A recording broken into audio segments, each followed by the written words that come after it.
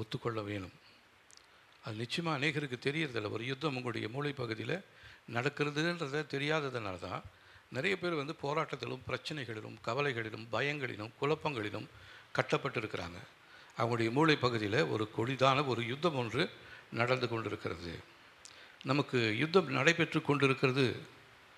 நாம் என்றைக்கு மறுபடியுமாய் பிறந்தோமோ ரட்சிக்கப்பட்டோமோ அந்த நாளிலிருந்து நம்முடைய பெயரை கர்த்தர் இந்த யுத்த சேனையில் ஒரு வீரராக எழுதி வைத்திருக்கிறார்.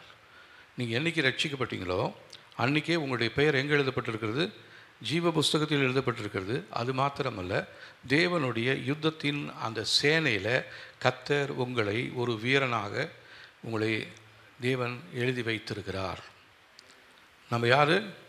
தேவனுக்கு போர் செய்கிறதான ஒரு போராளி, ஒரு விடுதலை வாங்கி தரக்கூடியதான ஒரு வீரனாக கர்த்தர் உங்களையும் என்னையும் தெரிந்து கொண்டிருக்கிறார். இந்த யுத்தத்தில் நாம் சண்டை செய்யும் வீரர்களாக மாறியிருக்கிறோம். நமக்கு எதிராக இருக்கிறதான எதிராளி யாருன்னு தெரியாமல் நம்ம யுத்தம் செஞ்சிகிட்டே இருக்கிறோம். பக்கத்து வீட்டில் இருக்கிறவங்களோடையோ, குடும்பத்தில் இருக்கிறவங்களோடையோ, பெற்றோரோடையோ, பிள்ளைகளோடையோ, சகோதர சகோதரிகளோடையோ நாம் யுத்தம் செய்து கொண்டிருக்கிறோம். இந்த யுத்தம் ஒரு தவறான யுத்தமாக இருக்கிறது. நம்முடைய யுத்தம் மாம்சத்தோடும் இரத்தத்தோடும் இருக்கிறதான மனிதர்களோடு இல்லை, வான மண்டலங்கள் இருக்கிறதான பொல்லாத ஆவியின் சேனைகளோடு, அதிகாரங்களோடு, துரைத்தனங்களோடு, இப்பிரபஞ்சத்தின் அந்தகார லோகாதிபதிகளோடு நமக்கு யுத்தம் நடக்கிறது. ஆனால் இதை உணர முடியாதபடி கண்கள் அடைக்கப்பட்டிருக்கிறபடினாலே நாம் விரோதியை நாம் நண்பர்களாக பார்க்கிறோம், நண்பர்களை விரோதிகளாக பார்க்கிறோம். அப்போது இந்த விரோதியை பார்க்க வேண்டும் என்று சொன்னால் நமக்கு தேவை நம்முடைய கண்களிலே ஒரு வெளிச்சம் உண்டாக வேண்டும். கண் திறக்கப்பட வேண்டும். கண் திறக்கப்படவில்லை என்று சொன்னால் நாம் என்ன பண்ணுவோம்னா, பார்க்குற மனிதர்களோடு மற்றவர்களோடு தான் யுத்தம் செய்து கொண்டிருப்பேன் ஒழிய யார் விரோதி நமக்கு தெரியாது. விரோதியோடு போய் ஒன்றா சேர்ந்து உட்காந்து சாப்பிடுவோம், பேசுவோம். தேவனுடைய பிள்ளைகளோடு நம்ம சேரவே மாட்டோம். அவங்கள பார்த்தா நமக்கு ஒரு எரிச்சலும் கோபமும் வரும். அப்படின்னு என்ன அர்த்தம்னா, உங்களுடைய கண்கள் அடைக்கப்பட்டிருக்கிறது என்று சொல்லி அர்த்தம். இந்த கண்கள் அடைக்கப்பட்டிருந்ததுனால தான் பிழையாமல் என்ன பண்ணுறா, அந்த பாலாக் ராஜா கூப்பிடும் பொழுது தன்னுடைய ஜனங்களை, தனக்கு எதிராக வந்திருக்கிற ஜனங்களை சபிக்கும்படியாக பாலாக் பீலையாமை கூப்பிடுகிறான். அப்போ இவன் போகிறான். போகும்பொழுது கர்த்தர் இவனோட பேசுகிறாரு. அந்த பேசுகிற சத்தமும் இவனுக்கு கேட்குது. கேட்டாலும் இவனுடைய எண்ணம் எல்லாம் என்ன தெரியுங்களா, அந்த பாலாக் ராஜா கொடுக்கக்கூடியதான அந்த பொருட்கள் மேலேயும் அந்த ஆசீர்வாதத்தின் மேலேயும் தான் இவனுடைய கண்கள் இருக்கிறது ஒழிய தேவன் பேரில் இவனுடைய கண்கள் இல்லை. அதனால் இவன் புறப்பட்டு போகிறான். போகும்பொழுது கர்த்தர் இவனுக்கு எதிராக நிற்கிற ஒரு தேவ தூதன் வந்து உருவின பட்டயத்தோடு நிற்கிறார். அவன் போகிருக்கிறதா கழுதை இந்த பக்கமும் அந்த பக்கம் திரும்ப முடியாத ஒரு இறுக்கமான ஒரு பாதை வழியாக போகும்பொழுது அந்த கழுதைக்கு கண்ணு திறந்துருச்சு. எதிராக இருந்ததான தேவதூதனை கழுதை பார்த்துருச்சு, ஆனால் மனுஷன் பார்க்கல. அதனால் அவனுடைய கால் அப்படியே செவரோடு அப்படியே தேய்ச்சிக்கிட்டே போகும்பொழுது அந்த பிழையாமை என்ன பண்ணுறான், அந்த கழுதையை அழிக்கிறான். உடனே கர்த்தர் என்ன பண்ணுறாரு, கழுதையினுடைய வாயை திறந்துறாரு. நீ என்னை ஏன் அடிக்கிற? நீ எத்தனையோ வருஷமாக என் மேலே தானே பிரயாணம் பண்ணணும், இந்த மாதிரி எதைக்காவது பண்ணியிருக்கிறேன்னா? உடனே இவன் கழுதைக்கிட்ட பேசுகிறான், இப்போ மாத்திரம் என்கிட்ட ஒரு பட்டயம் இருந்துச்சுன்னா உனக்கு கழுத்தை வெட்டி துள்ளாக்கி விடுவேன் அப்படின்னு சொல்லின பின்னாடி கர்த்தர் இவனுடைய கண்களை திறக்கிறார். எதிராக நிற்கிறதான தேவதூதனை பார்க்கிறார். அதுக்கப்புறம் அவன் மனம் திரும்பி ஒப்புரவாகி மறுபடியுமாக அந்த பாலாக் ராஜா கூப்பிட்ட இடத்துக்கு அவன் போகிறான். போகும்பொழுது அந்த ராஜா சொல்கிறாரு, நீ இந்த ஜனங்களை, நான் சொல்கிற ஜனங்களை நீ என்ன பண்ணணும், சபிக்கணும். அவங்க திரளான கூட்டமாக எனக்கு விரோதமாக வந்திருக்கிறாங்க. அவங்களோட யுத்தம் பண்ணி எத்தனையோ ராஜாக்களெல்லாம் தோற்று போயிட்டாங்க. அவங்களை குறித்து நான் கேள்விப்பட்டிருக்கிறேன். ஆனால் இப்போ அவங்கள தோற்கடிக்கணும்னா நீ என்ன பண்ணணும், அந்த ஜனங்களை நீ சபிக்கணும். நீ சபிச்சா சபிக்கிறவங்களாம் சபிக்கப்பட்டுருவாங்க, நீ ஆசீர்வதிச்சுன்னா ஆசீர்வதிக்கிறவங்களாம் ஆசீர்வாதமாக இருப்பாங்க. அப்படிப்பட்டதான ஒரு அந்த ஒரு வரம் உங்ககிட்ட இருக்குது. அதனால் நான் உன்னை என்ன பண்ணுறேன், அழைக்கிறேன் என்று சொல்லி அந்த பாலாக் ராஜா அவனை கூப்பிட்றாரு. ஆனால் அங்கே போனால் இவனுடைய கண்களை கர்த்தர் திறக்கிறார். அது சொல்கிறாரு, தேவன் சபிக்காத ஜனங்களை நான் எப்படி சபிப்பேன்? தேவன் ஆசீர்வதிக்கும்படியாய் தெரிந்து கொள்ளதான இந்த பிள்ளைகளை நான் எப்படி சபிப்பேன் அப்படின்னு சொல்லி அவர் சொல்கிறார். அவர் சொல்வதற்கு காரணம் என்ன, அந்த மனிதனுடைய கண்கள் திறக்கப்பட்டது. அதே போலவே நம்முடைய வாழ்க்கையிலுமே நம்முடைய மாம்சீக கண்கள் திறக்கப்பட்டால் ஒழிய நம்முடைய எல்லைகளுக்குள்ளாக, குடும்பத்துக்குள்ளாக வேலை செய்கிற இடத்துல, படிக்கிற இடத்துல, பழகுற இடத்துல, பிரயாணம் பண்ணுகிற இடத்துல நம்முடைய எதிராளிகள் யார் என்றே நமக்கு தெரியாது. கண்ணை மூடிக்கிட்டு நம்ம யுத்தம் பண்ணிக்கிட்டே இருப்போம். அதனால் தோல்வி நமக்கு தான் வரும், நஷ்டம் நமக்கு தான் வரும், அழிவு நமக்கு தான் வரும். ஆகவே தேவனோடு நாம் இணைந்து நடக்கும்படியாக நம்ம இந்த நாளிலே நம்முடைய கண்கள் திறக்கப்பட வேண்டும் என்று சொல்லி நீங்களும் நானும் நடக்க வேண்டியதாக அவசியமாக இருக்கிறது. இதனால் என்னாச்சுன்னா, நம்முடைய குடும்பத்தில், தொழிலில் பிசாசினாலே திருடி செல்லப்பட்டதான அநேக ஆசீர்வாதங்களை பிசாசு நம்முடைய கண்கள் குருடாக்கப்பட்டிருக்கிறபடினால நம்மக்கிட்டேருந்து திருடி சென்றுக்கிட்டே இருக்கிறான். அவன் என்ன திருடி போகிறான்னு நமக்கு தெரியல. ஒரு சிலருடைய சரீரத்தில் இருக்கிற சுகத்தை திருடிட்டு போயிட்டான், அவங்களுக்கு பலவீனம் வந்துடுச்சு. ஒரு சில குடும்பங்களில் இருக்கிற சமாதானத்தை அவன் திருடிட்டு போயிட்டான், குடும்பத்தில் பிரச்சனை வந்துடுது. நல்லா இருந்த குடும்பங்கள் வந்து பிரிஞ்சு போயிருக்குது. இந்த பிரிவினையின் ஆவி இன்றைக்கு அந்நிய அவிசுவாசிகளுடைய குடும்பங்களில் மாத்திரமல்ல, தேவ பிள்ளைகளுடைய வாழ்க்கையிலுமே இந்த பிரிவினையின் ஆவி அதிகமாக கிரியை செய்கிறது. அது மாத்திரமல்ல, இப்போ இன்னொரு ஆவியும் இருக்கிறது. இந்த ஆவி குழப்பத்தின் ஆவி. குடும்பங்களுக்குள்ளாக, சபைக்குள்ளாக ஒரு குழப்பத்தை ஏற்படுத்துகிறது. இப்போ பிரவீன் சொன்ன மாதிரி யாரோ அவன்கிட்ட பார்த்து கேட்டாங்களே, நீங்கள் ஏன் சங்கீதத்தை எடுக்காமல் வேறு என்னென்னலாம் பேசிகிட்டே இருக்கிறீங்கன்னு சொல்லி. இப்போ இதனால் என்ன ஆகிடுதுன்னா, ஒரு குழப்பம் வந்துடும். இப்போ பிரவீனுக்கு அந்த சகோதரர் நினச்சா, சகோதரனோ சகோதரியா யாரோ அவங்க சொன்னதை நினச்சா அவருக்குள்ளே ஒரு குழப்பம் வரும். அப்போ உண்மையாக தான் தேவன் என்னோட இருந்து பேசுகிறாரா, தேவன் பேச சொன்னது தானே நான் பேசுகிறேன், ஏன் எனக்குள்ளே இப்படி ஒரு தேவையில்லாத எங்கள் குடும்பத்தில் இப்படி ஒரு பிரிவினை வந்துருச்சு, சபைக்குள்ளே ஒரு பிரிவினை வந்துருச்சுன்னு அவனுக்குள்ளே ஒரு குழப்பம் உண்டாயிடும். அதுக்கப்புறம் அவனால் ஃபர்தராக பேச முடியாது, எந்த பிரசங்கமும் அவனால் செய்யவே முடியாது. தேவன் அவனோட நேருக்கு நேர் பேசினாலும் அவனுக்குள்ளே என்ன வந்துடும் தெரியுங்களா, அன்றைக்கி நான் பேசினது பிரசங்கலன்னு ஒருத்தர் சொல்லிட்டாரு, இப்போ தேவன் சொன்னதை நான் சொல்லறதா, இல்லைன்னா தேவன் சொன்னாரா நானாக யோசித்தனா, நானாக நினச்சிக்கிட்டனா, இப்படின்னு நிறைய தாக்கங்கள் அவனுடைய சிந்தைகளுக்குள்ளே வந்துடும். அதுக்கப்புறம் பார்த்திங்கன்னா அவனால் பிரசங்கம் பண்ணவே முடியாது. அதனால் நான் என்ன சொல்கிறேன்னா, நம்முடைய யுத்தத்தை நாம் செய்யும்படியாக கற்றுக்கொள்ள வேண்டும். யுத்தத்தை நமக்கு கற்றுத்தருகிறவர் பரிசுத்த ஆவியானவர். அவர் வழிமுறைகளெல்லாம் வச்சிருக்கிறார். அதற்காக சில ஆயுதங்களெல்லாம் அவர் வைத்திருக்கிறார். அந்த ஆயுதங்களெல்லாம் நீங்களும் நானும் தரித்து கொள்ளும் பொழுது இந்த யுத்தத்தில் நீங்களும் நானும் எளிதாக வெற்றி பெறுபவழிய, மற்றபடி நம்முடைய பேச்சும், நம்முடைய பிரசங்கமும், நம்முடைய ஜபமும், நம்முடைய பாட்டும், நம்முடைய காணிக்கையும் அதெல்லாம் வீணாக போயிடும். இவ்வளோ தூரம் போய் சபைக்கு நான் உதவி செஞ்சேனே, ஏன் என் வாழ்க்கையில் இப்படி இருக்குது அப்படின்னு நிறைய பேருக்கு கேள்வி வரும். அந்த கேள்வி வந்துச்சுன்னு வச்சுங்க, அடுத்ததாக பிசாசு சொல்லுவான், அதுக்கு தான் நீ எதையுமே கொடுக்காதன்னு சொல்கிறேன் அப்படின்வான். அடுத்த என்ன சொல்லுவான், இந்த சபையை விட்டுட்டு நீ வேறு சபைக்கு போய், எவ்வளவோ சபைகள் இருக்குது இல்லை, இந்த சபையில் உனக்கு பிடிக்கலைன்னா அந்த வார்த்தையை விட்டுட்டு நீ அடுத்த சபைக்கு உனக்கு பிடிச்சமான, உன் காதுக்கு இனிமையான அந்த வார்த்தைகளை பேசுகிற அந்த சபைக்கு போவேன் அப்படின்னு அடுத்தது அவனுக்குள்ள ஒரு யோசனை வரும். உடனே இவர் நினைப்பான், கர்த்தர் தான் நமக்கு நல்ல ஒரு புதிய வெளிப்பாடை கொடுத்துருக்கிறாருன்னு சொல்லிட்டு வந்த சபையை விட்டுட்டு இவன் வேறு ஒரு சபைக்கு போயிடுவான். இப்படி தான் இந்த நாட்களில் நிறைய சபைகள் இன்றைக்கு பெருகி கொண்டே இருக்கிறது. சபைகள் அதிகமாக பெருகி கொண்டே இருக்கிறது, நல்லது தான். ஆனால் அந்த ஒரு சபையில் இருக்கிற இவன் போயிட்டு இருந்த சபையிலேருந்து ஒரு 10 பேரை எடுத்து வச்சுக்கிட்டு இவன் ஒரு சபையை தொடங்கிடுவான். இவன் புதுசாக எந்த சபையும் இவன் போய் எங்கேயும் எந்த ஆத்மாவையும் போய் இவன் சத்தியம் சொல்லி நடத்தினதே கிடையாது. அப்போ இந்த சபைகள் பிரிகிறது பார்த்திங்கன்னா, ஒரு சபைக்குள்ளே இருந்து தான் ஒரு 10 பேர் வந்து தனியாக தொடங்கி ஒரு சபையை ஆரம்பிக்கிறாங்க. அந்த சபையில் அதுக்கப்புறம் அதில் ஒருத்தர் பிரிஞ்சு அந்த சபையிலேருந்து வேறு ஒருத்தர் பக்கத்து தெருவில் போய் அடுத்தது ஒரு சபையை போடுவார். இப்படி தான் சபைகள் பிரிந்து கொண்டே இருக்கிறது. இதெல்லாம் பிசாசுடைய தந்திரங்களாக இருக்கிறது. நமக்கு எதிராக பிசாசு செய்கிற ஒரு யுத்தமாக இருக்கிறது. இந்த யுத்தம் எங்கே தொடங்குதுன்னா, நம்முடைய மூளை பகுதியில் தேவையில்லாத ஒரு கருத்தை, ஒரு காரியத்தை நமக்குள்ளே உண்டாக்கி, நமக்குள்ளே ஒரு பிரிவினை ஏற்படுத்தி, குழப்பத்தை ஏற்படுத்தி நம்மை பிரித்து கொண்டே இருக்கிறது. இதை விளங்கலைன்னு சொன்னால் நம்மளால் ரொம்ப நாளைக்கு நம்ம நிற்கவே முடியாது.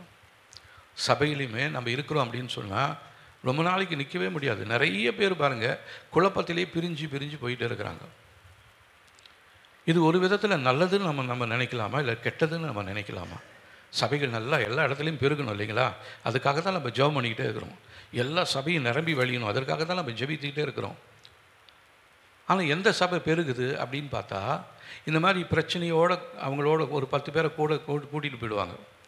அப்புறம் அதுலேருந்து ஒரு 10 பேரை வேற ஒருத்தர் கூட்டிகிட்டு போவார். நீ என்ன விதைக்கிறியோ அதை தான் நீ அறுப்ப. அப்போது இந்த குழப்பங்கள் இன்றைக்கி சபையில் மாத்திரமல்ல, நம்முடைய குடும்பத்திலும் இவ்விதமான தாக்கங்கள் அதிகமாக ஏற்பட்டு கொண்டே இருக்கிறது. அந்த குடும்பத்தில் தானே பிரச்சனை. என் குடும்பம் நல்லா இருக்குதுன்னு நினைப்போம், ஆனால் அந்த குடும்பத்தில் இருக்கிற பிரச்சனை அப்படியே நம்ம குடும்பத்துக்குள்ளே வந்துடும். இதுக்கு ரொம்ப நேரம் ஆகாது. அதனால் என்ன பண்ணணுன்னா, நம்ம எப்பயுமே ஒரு பேட்டில் அந்த மூடில் இருக்கணும். ஒரு யுத்தத்தில் இருக்கிறேன். நீங்கள் வேலை செஞ்சுக்கிட்டு இருந்தாலும் சரி, பேசிக்கிட்டே இருந்தாலும் சரி, எங்கே பிரயாணப்பட்டு கொண்டு இருந்தாலும் சரி, உங்களுடைய எண்ணத்தில், உங்களுடைய மூளையில் ஒரு எண்ணம் இருக்கணும். நான் இப்பொழுது ஒரு யுத்தம் செய்கிறேன். அந்த யுத்தம் தான் உங்களுக்குள்ள தவறான எண்ணத்தை கொண்டு வருது, கசப்பான ஒரு எண்ணத்தை கொண்டு வருது, ஒருத்தரை குறித்து கோபத்தை கொண்டாக்குது. அது எப்பயோ நடந்த காரியங்களாக இருக்கலாம். அந்த காரியத்தை நீங்கள் அப்படியே பஸ்ஸில் போயிட்டே இருப்பீங்க. அந்த சில பேரை கேட்டாவே நமக்குள்ளே ஒரு வயிற்று எரிச்சல் வந்துடும். அந்த பேரை கேட்டாலே எனக்கு எரிச்சல் வருது அப்படின்வாங்க. ஏன்? இவங்க வாழ்க்கையில் ஏற்கனவே நடந்ததான ஒரு சில காரியங்கள், அந்த மனதிலே வளர்ந்ததான அந்த படம், அந்த பிக்சர் இருக்குது பார்த்தீங்களா, இது இவங்களுக்குள்ளே அப்படியே டெபாசிட் ஆகிடுது. நம்முடைய இருதயம் ஒரு விசிஆர் மாதிரி, வீடியோ கேசட் ரெக்கார்டுன்னு சொல்லுவாங்க. அந்த நாட்களில் வீடியோ, இந்த நாட்களில் சிடி. இந்த சிடியில் என்ன பண்ணியிருப்பாங்க, ரெக்கார்ட் பண்ணதை போய் அந்த சிடி பிளேயரில் போட்டால் அது மறுபடியும் நமக்கு தெரியும். இப்போ இதை நம்ம எங்கேயுமே போய் பார்க்க தேவையே இல்லை. சும்மா அப்படியே அமைதியில் உட்காந்துட்டு இருந்தாவே போதும், நம்முடைய விசிஆரோ சிடி பிளேயரோ தானாக ஓப்பன் ஆகிடும். நமக்குள்ளே சிடி பிளேயர் இருக்கிறதே தெரியாது. ஆனால் ஸ்க்ரீனில் பார்த்திங்கன்னா அந்த குடும்பத்தார் செஞ்சதான சில தவறுகள், அவங்களினால் ஏற்பட்டதான காயங்கள், பிரச்சனைகள், இது எல்லாமே நமக்குள்ளே அப்படியே வந்துக்கிட்டே இருக்கும். இப்படி எல்லாருடைய மூளை பகுதியிலுமே ஒரு விதமான தாக்கங்கள் இருக்கிறது. யாருமே இல்லைன்னு சொல்ல முடியாது. இங்கே இருக்கிற எல்லாருக்குள்ளாருக்குமே மூளை பகுதியில் இவ்விதமான ஒரு சிடி பிளேயரோ விசிஆர் பிளேயரோ இருந்து கொண்டே இருக்கிறது.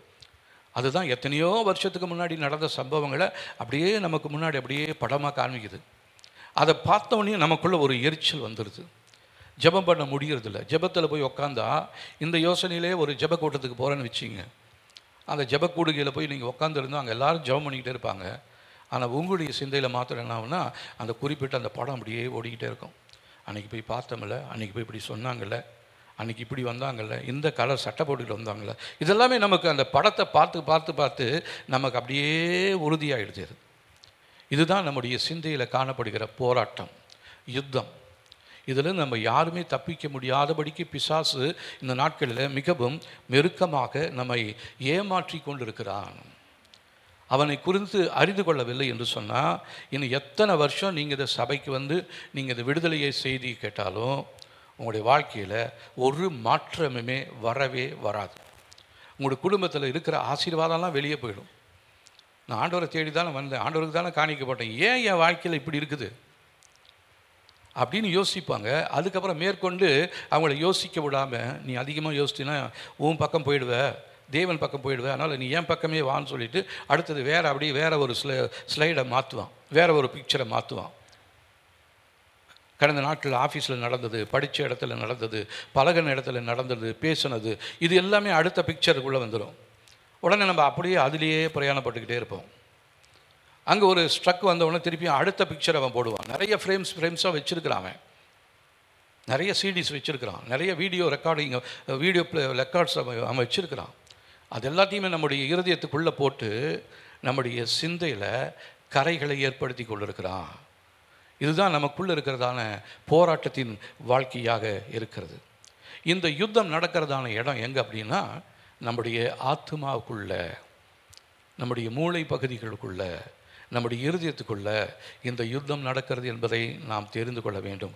அது தெரிந்து கொள்ளலைன்னா நீங்களும் நானும் சாதாரணமான ஜனங்களைப் போலவே, மற்றவங்க போலவே நீங்களும் நானும் நடந்துக்கிட்டே இருப்போம். மற்றவங்க குடும்பத்துக்கு இருக்கிற பிரச்சனை நம்ம குடும்பத்திலையுமே இருக்கும்.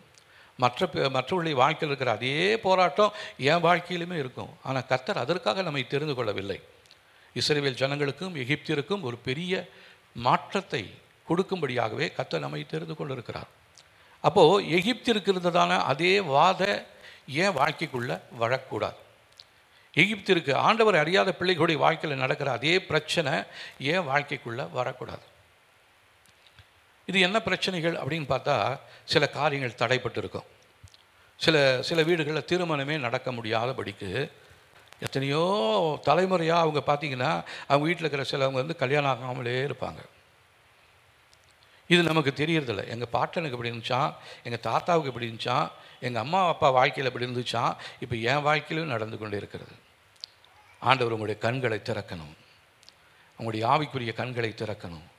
உங்களுடைய மூளை பகுதியில் உங்களுடைய குடும்பத்தில் நடக்கிற அந்த போராட்டத்தை நீங்கள் காணும்படியாக கர்த்தர் உங்களுடைய கண்களை திறந்தால் ஒழிய, மற்றபடி உங்களை சாதாரணமாக எல்லாரோடையும் நீங்கள் பழகி அப்படியே போயிட்டே இருப்பீங்க. உங்களுக்கு அவங்களுக்கு எந்த வித்தியாசமுமே இருக்காது. அப்போ நம்ம ஆண்டவரை தொழுது கொள்கிறோம், ஆண்டவரை ஆராதிக்கிறோம்னு சொல்லி என்ன பெருமை பாராட்டி என்ன பிரயோஜனம்?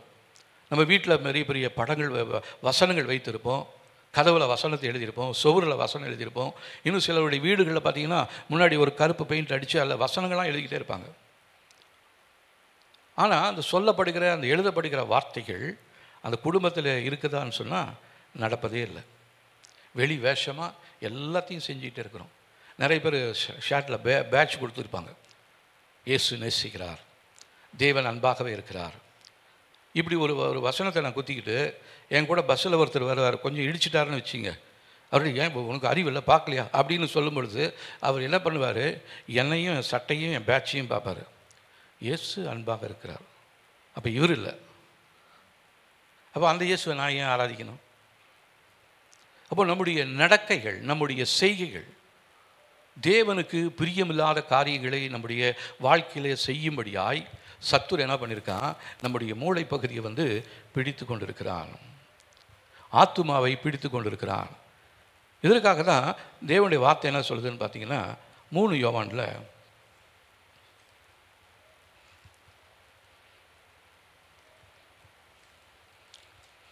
2வது வசனம், 331வது பக்கத்தில் இருக்குது. 3 யோவான் 2வது வசனம்.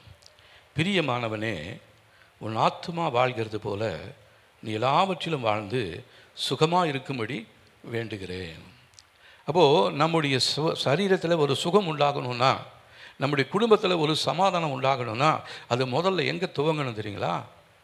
உங்களுடைய ஆத்துமாவில். உங்களுடைய ஆத்துமாவில் சமாதானம் இருக்குதா? உங்களுடைய ஆத்துமாவில் சந்தோஷம் இருக்குதா? உங்களுடைய ஆத்துமாவில் என்ன இருக்கிறது? நிறைய பேருக்கு ஆத்மா இருக்கிறதே தெரியல, ஆத்மான்னு ஒன்று இருக்கிறதுனே தெரியல.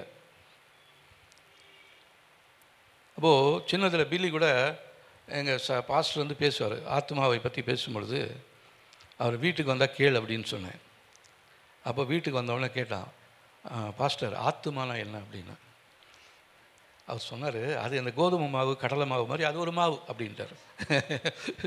ஆத்மாவு. இந்த ஆத்மா தான் நம்ம தீமை செய்யும் பொழுது நமக்கு நீ தீமை செய்தே அப்படின்னு சொல்லி நமக்குள்ள ஒரு உணர்வு வருது. இல்லைன்னா ஒரு திருடின நேரத்தில் எதையாவது ஒன்று தவறாக செஞ்சவொடனே நம்ம அப்படியே மனசுக்குள்ள ஒரு படப்படன்னு வரும். அது எந்த அளவுக்கு மறைக்கலான்னு முயற்சி செய்வோம்.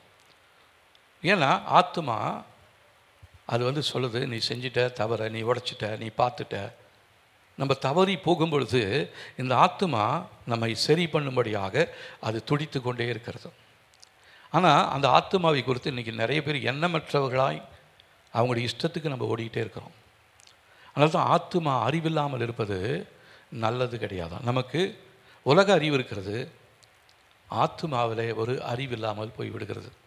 இந்த ஆத்மாவை அறிவை எப்படி பெற்றுக்கொள்வது என்று சொன்னால், வேத வசனத்தை நாம் வாசிக்க வேண்டும், தியானிக்க வேண்டும். அதற்காக தான் உங்களை வசனங்களை அதிகமாக படிக்க சொல்கிறோம். ஏன்னா உங்களுடைய ஆத்மாவுக்கு ஒரு அறிவு வேண்டும். ஆத்மா நிம்மதியற்றதாய் அனாதையாய் அந்த ஆத்மா அலைந்து கொண்டே இருக்கிறது. இந்த அனாதையாய் அலைந்து கொண்டிருக்கிற இந்த ஆத்மாவை பிசாசு பிடிச்சிக்கிச்சுன்னா அது தொடர்ந்து பேசிக்கிட்டே இருக்கும். இப்போ ஒருத்தர் தற்கொலை பண்ணிக்கிறாருன்னு வச்சுங்களேன், அவர் திடீர்னு தற்கொலை பண்ண மாட்டார். ஒரு சில மாதங்களாக, சிலவங்களுக்குலாம் வருஷ கணக்கில் அந்த எண்ணம் இருந்துக்கிட்டே இருக்கும். சின்ன வயசுலேருந்தே அவங்களுக்குள்ள அப்படி ஒரு எண்ணம் இருக்கும், நம்ம ஏன் வாழணும்?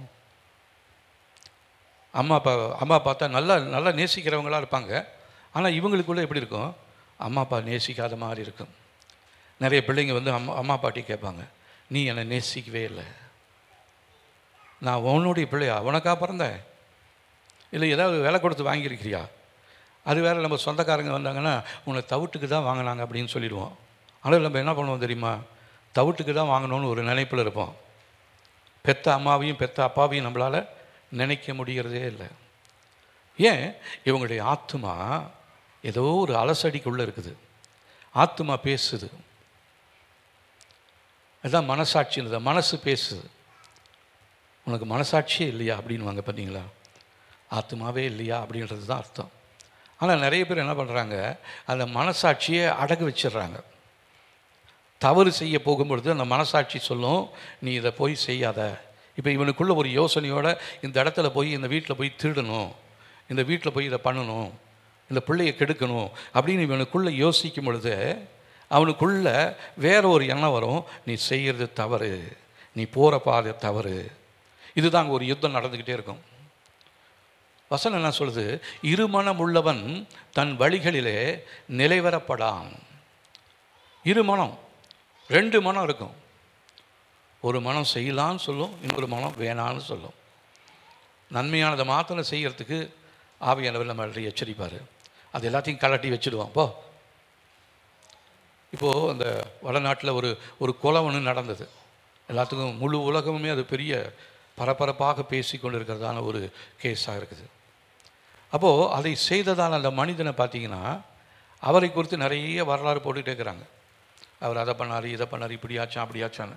எப்படியா இருந்தாலும் சரி, அந்த மனுஷனுக்குள்ள 2 விதமான எண்ணங்கள் இருந்திருக்குது. ஒன்று செய்யலான்னு ஒரு யோசனை, இன்னொன்று செய்ய வேணான்ற ஒரு யோசனை. அப்போ என்ன பண்ணார் அந்த மனுஷன்?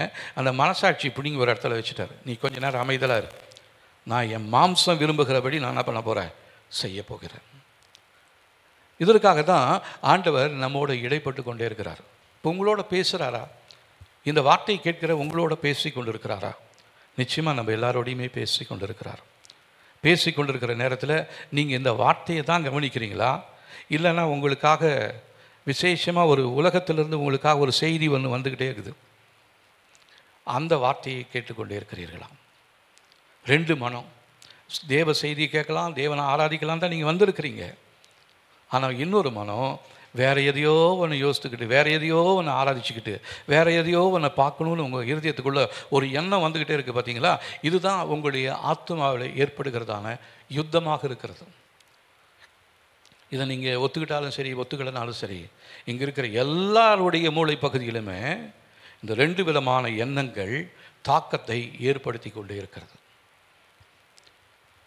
இது உங்களுக்கு புரியுதா? அப்போது உங்களுடைய ஆத்மாவிலே போராட்டங்களை யார் ஏற்படுத்துகிறான்னு சொன்னால் சத்துரு தான் ஏற்படுத்துகிறான். நீங்கள் ஒரு காலத்தில் பார்த்ததான சில டிவியில் சில சீரியலில் பார்த்தது அது அப்படியே உங்கள் மனசுக்குள்ள வந்து ஒரு பிக்சராக பதிஞ்சிடும். ஏன் நம்ம டிவி பார்க்கக்கூடாது, சினிமா பார்க்கக்கூடாதுன்னு சொல்கிறோம் அப்படின்னா, பார்க்குறதான அந்த காரியங்கள் நம்முடைய கண்களின் வழியாக நம்முடைய இருதயத்துக்குள்ளே போய் அது அப்படியே பிரிண்ட் ஆகிடுது. இது எப்போ செயல்படுதுன்னா, நமக்குள்ள ஒரு பிரச்சனை வரும்பொழுது, இல்லைன்னா நம்ம தனிமையாக இருக்கிற நேரத்தில் இந்த பிக்சர் தனியாக வந்து நம்மளை அப்படியே நம்ம கண்ணுக்கு முன்னாடி அப்படியே பண்ணுறது, போகிறது, பேசுறது எல்லாத்தையும் நமக்குள்ளே காண்பித்து கொண்டே இருக்கும். இப்போ இதில் நீங்கள் எதுக்கு கீழ்ப்படிய போகிறீங்க, யாருக்கு கீழ்ப்படிய போகிறீங்கன்றது தான் உங்கள் கரத்திலிருந்து நான், உங்கள் வாயிலிருந்து நான் பதிலை எதிர்பார்க்குறேன். ஆண்டவரும் அதை தான் நம்மக்கிட்ட எதிர்பார்க்குறார். நீ யார் வார்த்தையை நம்புவாய்? நீ எதை பார்த்துட்டு அதன்படி நடந்து கொண்டு இருக்கிற? இதனால் உன்னுடைய வாழ்க்கை சீரழிந்து கொண்டிருக்கிறது. உன்னுடைய பாதையில் சமாதானம் இல்லாமல் போய் கொண்டிருக்கிறது. உன்னுடைய சரீரத்தில் சுகம் இல்லாமல் போய் கொண்டிருக்கிறது. உன் குடும்பத்தில் குழப்பத்தோடு இருக்கிற. அவர் என்ன சொல்கிறார்? அவர் என்ன தந்தார் தெரியுங்களா? தன்னுடைய சமாதானத்தையே உங்களுக்கு கொடுத்துருக்கிறார். அந்த சமாதானத்தை பெற்றுக்கொண்டதான நாம் நம்முடைய இஷ்டத்திற்கு, நம்முடைய விருப்பத்திற்கு சமாதானத்தை தேடி ஓடிக்கொண்டே இருக்கிறோம். இப்படி ஓடிக்கொண்டிருக்கிறதான மனிதர்கள் அந்த சமாதானத்தை பெறும்படியாக இவங்க என்ன பண்ணுறாங்க? டிவியிலையும் சீரியல்லையும் இவங்க அப்படியே போய் மூழ்கி இருக்கிறாங்க. அங்கே பார்க்கறதான சில அசுத்தமான காரியங்கள் இவங்களுடைய கண்களின் வழியாக இருதயத்துக்குள்ளே வந்து அப்படியே ரெக்கார்ட் ஆகிடுது. இந்த ரெக்கார்டு எப்படி நமக்குள்ளே செயல்படுது அப்படின்னா, தனிமையாக இருக்கிற நேரத்தில், இல்லைன்னா நமக்குள்ளே ஒரு கோபமோ ஒரு ஆத்திரமோ வரும் பொழுது இந்த சீடி நமக்கு எதிராக பிசாசு என்ன பண்ணிகிட்டு இருக்கிறான்? போட்டு காண்பித்து கொண்டே இருக்கிறான். அன்றைக்கி அந்த கோபத்தில் அந்த சீடியில் பார்த்ததான் அந்த சீரியலில் பார்த்த அந்த பொண்ணு என்ன பண்ணா? போய் தூக்க மாட்டிக்கிட்டால, நீ போய் அதே மாதிரி தூக்க மாட்டிக்கோ, அந்த உத்தரவும் உனக்கு இருக்காது அப்படின்னு ஒரு சத்தம் வந்து நமக்குள்ளே கேட்கும். இதுதான் உங்களுடைய மனதில் ஏற்படுகிற போராட்டம். இந்த போராட்டம் இது திடீர்னு அப்பப்போ வந்துட்டு போயிட்டே இருக்கும். அதனால் போன பின்னாடி உங்களுக்குள்ள ஒரு சந்தோஷம் வரலாம், உங்கள் குடும்பத்தாரை நீங்கள் நேசிக்கலாம். மறுபடியும் தனிமையாக இருந்தவொடனே திருப்பி அது வந்து உங்களோட பேசும். நீ ஏன் அப்படி பண்ணக்கூடாது, நீ ஏன் இப்படி பண்ணக்கூடாது அப்படின்னு சொல்லிக்கிட்டே இருக்க நம்முடைய இருதயத்துக்குள்ளே ஒரு பாரமும் ஒரு கவலையும் வந்துடும். நீங்கள் ஒரு அனாதை போல் உங்களுக்குள்ள ஒரு எண்ணம் வந்துடும். அந்த எண்ணத்தின் அடிப்படையில் அடுத்தது நீங்களுமே போய் அந்த தவறை செய்வீர்கள். தூக்கு மாற்றுறவங்க ஒரு நாளும் பரலோகத்துக்கு போகிறதே கிடையாது. தற்கொலை பண்ணிக்கிறவர்கள் ஒரு நாளும் தேவராஜ்யத்துக்கு போகவே மாட்டாங்க. நிறைய ஞானஸ்நானம் எடுத்தவங்களே தற்கொலை பண்ணியிருக்கிறாங்க. நான் முன்னாடி இருந்த சபையில் ஒரு அருமையான சகோதரர் இருந்தார். அவர் ஊழியத்தில் ரொம்ப நல்லா ஈடுபாட்டெலாம் இருந்தார். ஒரு தடவை ஒரு கன்வென்ஷனுக்காக நோட்டீஸ் அடிக்கணும்னு சொல்லிவிட்டு நான் சிவகாசி போயிருந்தேன். அப்போ என் கூடவே வந்தார் அந்த சகோதரனும். எங்கள் மாமனார் வீட்டுக்கு கொண்டு போய் அவர் அங்கே இருந்திருந்தார். அந்த வீட்டில் ஒரு நாள் தங்கியிருந்தோம். என்னோடு தான் சாப்பிட்டுட்டு இருந்தார், நல்லா தான் பேசிகிட்டே இருந்தார். அதுக்கப்புறம் நோட்டீஸுக்காக கொடுத்துட்டு நான் வாங்கிட்டு வரேன் அப்படின்னு அவர் நான் போகிறேன் அப்படின்ட்டு புறப்பட்டு வந்துட்டார். புறப்பட்டு வந்தவர் அவங்க குடும்பத்தில் என்ன பிரச்சனைன்னு எனக்கு தெரியல. இவர் திருச்செங்கோடு பகுதியில் ஒரு மலைக்கு மேலே ஏறி கையில் கொண்டு போனதான அந்த மருந்தை குடிச்சிட்டு இவர் செத்து போயிட்டார். அங்கேருந்து நான் நோட்டீஸ் எடுத்துகிட்டு வரும் பொழுது பாஸ்டர் சொல்கிறாரு, அவர் இறந்து போயிட்டார். எப்படி இறந்தார்? தற்கொலை பண்ணிட்டார். அதுக்கு முந்தின வாரம் தானே என் பக்கத்தில் இருந்தெல்லாம் நான் தானே அவருக்கு ராபோஜனம் கொடுத்தேன், என் கூட தானே ப்ரைஸ் லாட் சொன்னார், என் கூட தானே பஸ்ஸில் வந்தார். எப்படி அவருடைய வாழ்க்கையில் இப்படி ஒரு காரியம் ஏற்பட்டது? அப்போது இது உள்ளே உக்காந்துக்கிட்டு அப்படியே தீவிரமாக நம்மளக்கிட்ட பேசிக்கிட்டே இருக்கும். அதனால்தான் உங்களுடைய ஆத்மாவுக்கு ஒரு அறிவு தேவை. தேவனுடைய வார்த்தையை நீங்கள் வாசிக்கணும். இல்லைன்னு சொன்னால் இந்த காரியத்தில் நீங்களும் நானும் சிக்கிக்கொண்டு ஏமாந்துடுவோம், பிசாசுக்கு அடிமைப்பட்டு போயிடுவோம். 2 கொரிந்தியரில் நம்ம ஒரு வசனத்தை வாசிக்கலாம் பாருங்கள். 2 கொரிந்தியர் 10ஆம் அதிகாரம் 3-6 வசனங்களை நாம் வாசிக்கலாம். 253ஆம் பக்கத்தில் இருக்கிறது. நாங்கள் மாம்சத்தில் நடக்கிறவர்களாயிருந்தும் மாம்சத்தின்படி போர் செய்கிறவர்கள் அல்ல. எல்லோரும் சேர்ந்து வாசிக்கலாமா? நாங்கள் மாம்சத்தில் நடக்கிறவர்களாயிருந்தும் மாம்சத்தின்படி போர் செய்கிறவர்கள் அல்ல. எங்களுடைய போர் ஆயுதங்கள் மாம்சத்துக்கேற்றவைகளாயிராமல் அரண்களை நிர்மூலமாக்குகிறதற்கு தேவ பலமுள்ளவைகளாய் இருக்கிறது. அவைகளால் நாங்கள் தர்க்கங்களையும் தேவனை அறிகிற அறிவுக்கு விரோதமாய் எழும்புகிற எல்லா மேட்டிமையையும் நிர்மூலமாக்கி எந்த எண்ணத்தையும் கிறிஸ்துவுக்கு கீழ்ப்படிய சிறைப்படுத்துகளாக இருக்கிறோம். உங்கள் கீழ்ப்படிதல் நிறைவேறும்போது எல்லா கீழ்மணிக்கும் தக்க நீதியுள்ள தண்டனையை செலுத்த ஆயத்தமாக இருக்கிறோம். அப்போது பவுல் என்ன பண்ணுறாரு, கொரிந்து சபைக்கு எழுதுகிறாரு, நாங்கள் மாம்சத்தில் நடக்கிறவர்களாக இருந்தும் மாம்சத்தின்படி போர் செய்கிறவர்கள் அல்ல. நம்ம மாம்சத்தில் இருந்தாலும் நம்ம என்ன பண்ண போகிறதில்ல, மாம்சத்தின்படி நம்ம போர் செய்கிறவர்கள் அல்ல. மாம்சத்தில் இருக்கிறதான நம்முடைய குடும்பத்தாரோடு, நம்முடைய நண்பர்களோடு, உறவுக்காரர்களோடு, தாய் தகப்பன்மாரோடு நம்ம என்ன பண்ண போகிறதில்ல, யுத்தம் செய்ய போவது அல்ல. ஏன்னா எங்களுடைய போர் ஆயுதங்கள், யுத்தம்னா கண்டிப்பாக ஒரு ஆயுதம் இருக்கணும் இல்லைங்களா? யுத்தத்துக்கு போகும்பொழுது வெறும் கை வீசின கையுமா போகவே கூடாது. பிசாசை விரட்ட போகும்பொழுது சும்மா அதுக்குன்னு ஒரு பைபிளை கையில் தூக்கி வச்சுக்கிட்டு இருந்தால் போதாது. அந்த பைபிள் வசனம் நம்முடைய இருதயத்துக்குள்ளே இருக்கணும். எனக்கு தெரிஞ்ச ஒரு சகோதரர், அவர் சாதாரண ஒரு சபையை சார்ந்தவர். அவர் என்ன பண்ணுவார் அப்படின்னா, நல்லா குடிப்பார். ஸ்கூலில் டீச்சராக இருந்தார், நல்லா குடிப்பார். எங்கேயாவது ஒரு பேய் பிசாசுன்னு இருந்துச்சுன்னா உடனே இவர் என்ன பண்ணுவார்னா, வீட்டில் போய் பைபிளை தூக்கி வச்சுக்கிட்டு போய் ஜெபம் பண்ண வச்சுருவார். ஜெபம் பண்ணுவார். சில நேரத்தில் அந்த பிசாசு போகிறேன்ட்டு போயிடும். ஆனால் ஒரு இடத்துல போய் இவர் ஜெபிக்கும் பொழுது தலைக்கில் கை வைக்கும் பொழுது, ஏய் நிறுத்துறா அப்படின்னு அந்த பிசாசு. நீ யார் என்ன எப்படி துரத்துற? வீட்டில் எப்படி இருக்கிற? சமாதானமாக இருக்கிறியா? நீ குடிச்சிட்டு எல்லாம் இந்த இவர் பண்ணுற காரியத்தெல்லாம் அந்த பிசாசு அப்படியே சொல்லுது. நீ குடிச்சிட்டு உன் பொண்டாட்டி போட்டு அடிக்கிற, உன் பிள்ளையை போட்டு திட்டுற. ஆனால் இப்போ நீ அப்படியே ஜெபத்துக்குன்னு பைபிளை வச்சுக்கிட்டு வந்து ஜெபம் பண்ணிக்கிட்டு இருக்கிறிய, நான் போக நினைக்கிறேன் அப்படின்னு சொல்லிச்சான். அந்த நாள்லேருந்து அந்த மனுஷன் அந்த பைபிளை கூட தூக்கலை, அப்படியே போயிட்டார், வீணாக போயிட்டார். அப்போது பிசாசுக்கு நம்மளை குறித்து நல்லா நம்முடைய ஹிஸ்ட்ரியே தெரியும். நம்முடைய தலைமுறை வழியாக என்னெல்லாம் நடந்திருக்குதுன்றது அதுக்கு நல்லா தெரியும். பிசாசு ஒரு நாளும் நம்மளால் ஏமாற்றவே முடியாது. அப்போ பிசாசை எதிர்க்கணும்னா நம்ம என்ன பண்ணிகிட்டு இருக்கணும், ஆயுதங்களை தரித்து கொள்ள வேண்டும். இந்த ஆயுதத்தை கையில் வச்சுருக்கிறதுனால, பையில் வச்சுக்கிட்டு இருக்கிறதுனால எந்த பிரயோஜனமுமே கிடையாது. இன்னொரு இடத்துல ஸ்கேவான்னு சொல்லி ஒருத்தருடைய பசங்க, அவங்க என்ன பண்ணுறாங்க தெரியுங்களா, பிசாசு துரத்துகிற இடத்துல போய் இவங்களுக்கு தெரியல, இவங்க அந்த இயேசுவின் பேரை சொல்லி பவுல் துரத்துறாரு, நாமளும் அந்த இயேசுவை பேரை சொல்லி பிசாசை துரத்தலான்னு சொல்லிட்டு இவங்க 7 பேர் என்ன பண்ணுறாங்க, ஒரு பிசாசு பிடிச்சவங்கிட்ட போய் சொல்கிறாங்க, பவுல் துரத்துகிறதான இயேசுவின் நாமத்தினாலே நான் உன்னை வெளியேறும்படியாய் சொல்லுகிறேன். பிசாசு சொல்லுது, பவுலையும் தெரியும், இயேசுவையும் தெரியும், நீ யாருன்னு எனக்கு தெரியும் அப்படின்னு அவனை மேலே பாஞ்ச உடனே இவனுங்க எல்லாம் போட்டு ட்ரெஸ் எல்லாம் கழட்டி விட்டுட்டு ஓடி போயிட்டானுங்க. இப்படி ஒரு அவமானம் நடப்பதற்கு நமக்கு தேவையா? அப்போ நம்ம என்ன பண்ணுவோம்னா, எங்கே போனாலும் 24 மணி நேரமும் யுத்தம் செய்வதற்காக நீங்களும் நானும் ஆயுதம் தரித்தவர்களாக இருக்கும் பொழுது பிசாசு நம்மளை தூர வரும்பொழுது அது சொல்லும். நான் சின்ன பிள்ளையாக இருக்கும்பொழுது ஒரு ஊழியக்காரர் வந்தார். நான் ஒரு 7 வயசு இருக்கும், எனக்கு நல்லா ஞாபகம் இருக்குது. அவர் இப்போ இந்த மோகன் சிலாசஸ் அந்த மீட்டிங் நடக்கிறாங்க பார்த்தீங்களா, அந்த இடத்துல தான் அவர் கூட்டம் வச்சுருந்தார். திரளான ஜனங்க வந்திருந்தாங்க. அப்போது அங்கே இருக்கிற பிசாசுங்கெல்லாம் சொல்லும், டே அவன் அந்த லாட்ஜிலேருந்து புறப்பட்டுட்டான்டா அப்படின்னு கமெண்ட்ரி கொடுத்துட்டே இருக்குங்க. வந்துட்டான், கலெக்டர் ஆஃபீஸ்கிட்ட வளைச்சிட்டான், கேட்டுக்கிட்ட வளைகிறான்னா கரெக்டாக கேட்டுக்கிட்ட ஒரு கார் வரும். இப்படியெல்லாம் பேசிக்கிட்டே இருக்கும். இவர் வருவார், வந்தவொடனே எல்லாம் அங்கங்கெல்லாம் குதிச்சுக்கிட்டு எல்லாம் ஆர்ப்பாட்டம் பண்ணிக்கிட்டே இருக்கும். இவர் ஒரே வார்த்தை சொல்லுவார், எல்லாம் வந்து இந்த கயிறு கட்டியிருக்கிற அந்த கயிற்றுக்குள்ளே வந்து உழுவு அப்படின்னு விடுவார்.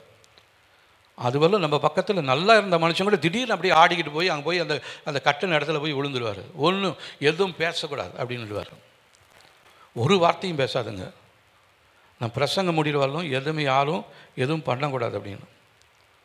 இன்னொரு அம்மா ஒருத்தர் இருந்தாங்க, பாப்பா சங்கர்னு சொல்லி, அவங்க கூட்டத்தில் நான் பார்த்துருக்கேன். சேலத்தில் தான் அந்த கூட்டம் நடந்தது. அங்கே சில பிசாசுங்கள்லாம் இப்படி குதிச்சுக்கிட்டு ஆடிக்கிட்டே இருந்துச்சு. ஒரு பிசாசு வந்து ஸ்டேஜில் வந்து மாட்டிக்கிச்சு. அப்போ இந்த அம்மா சொன்னாங்க, ஏய் போய் அங்கே அந்த சண்டை போடுறது 2-3 முடி பிடிச்சி இழுத்துட்டு வா, இங்கே இப்படி இருந்துச்சு.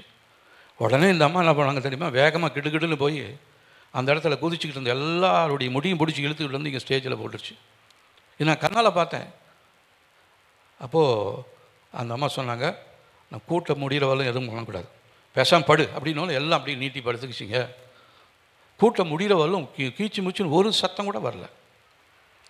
கூட்டம் முடிஞ்ச பின்னாடி எல்லோரும் போங்க, அவங்க சொந்த இடத்துக்கு போயிடுங்க, இங்கே இருக்கக்கூடாது, இதெல்லாம் நீங்கள் தங்கி இருக்கிறதான இடம், நீங்கள் இருக்கக்கூடாது, போயிடு அப்படின்னு ஒன்று எல்லாம் போகிறேன்ட்டு உடனே பிடிச்சிங்க. இப்படி தான் நான் பார்த்துருக்கேன். அப்போது அவங்களுக்குள்ளே இருந்ததான அந்த பரிசுத்த ஆவியினுடைய வல்லமை அந்த பிசாசுகளுக்கு தெரியும்.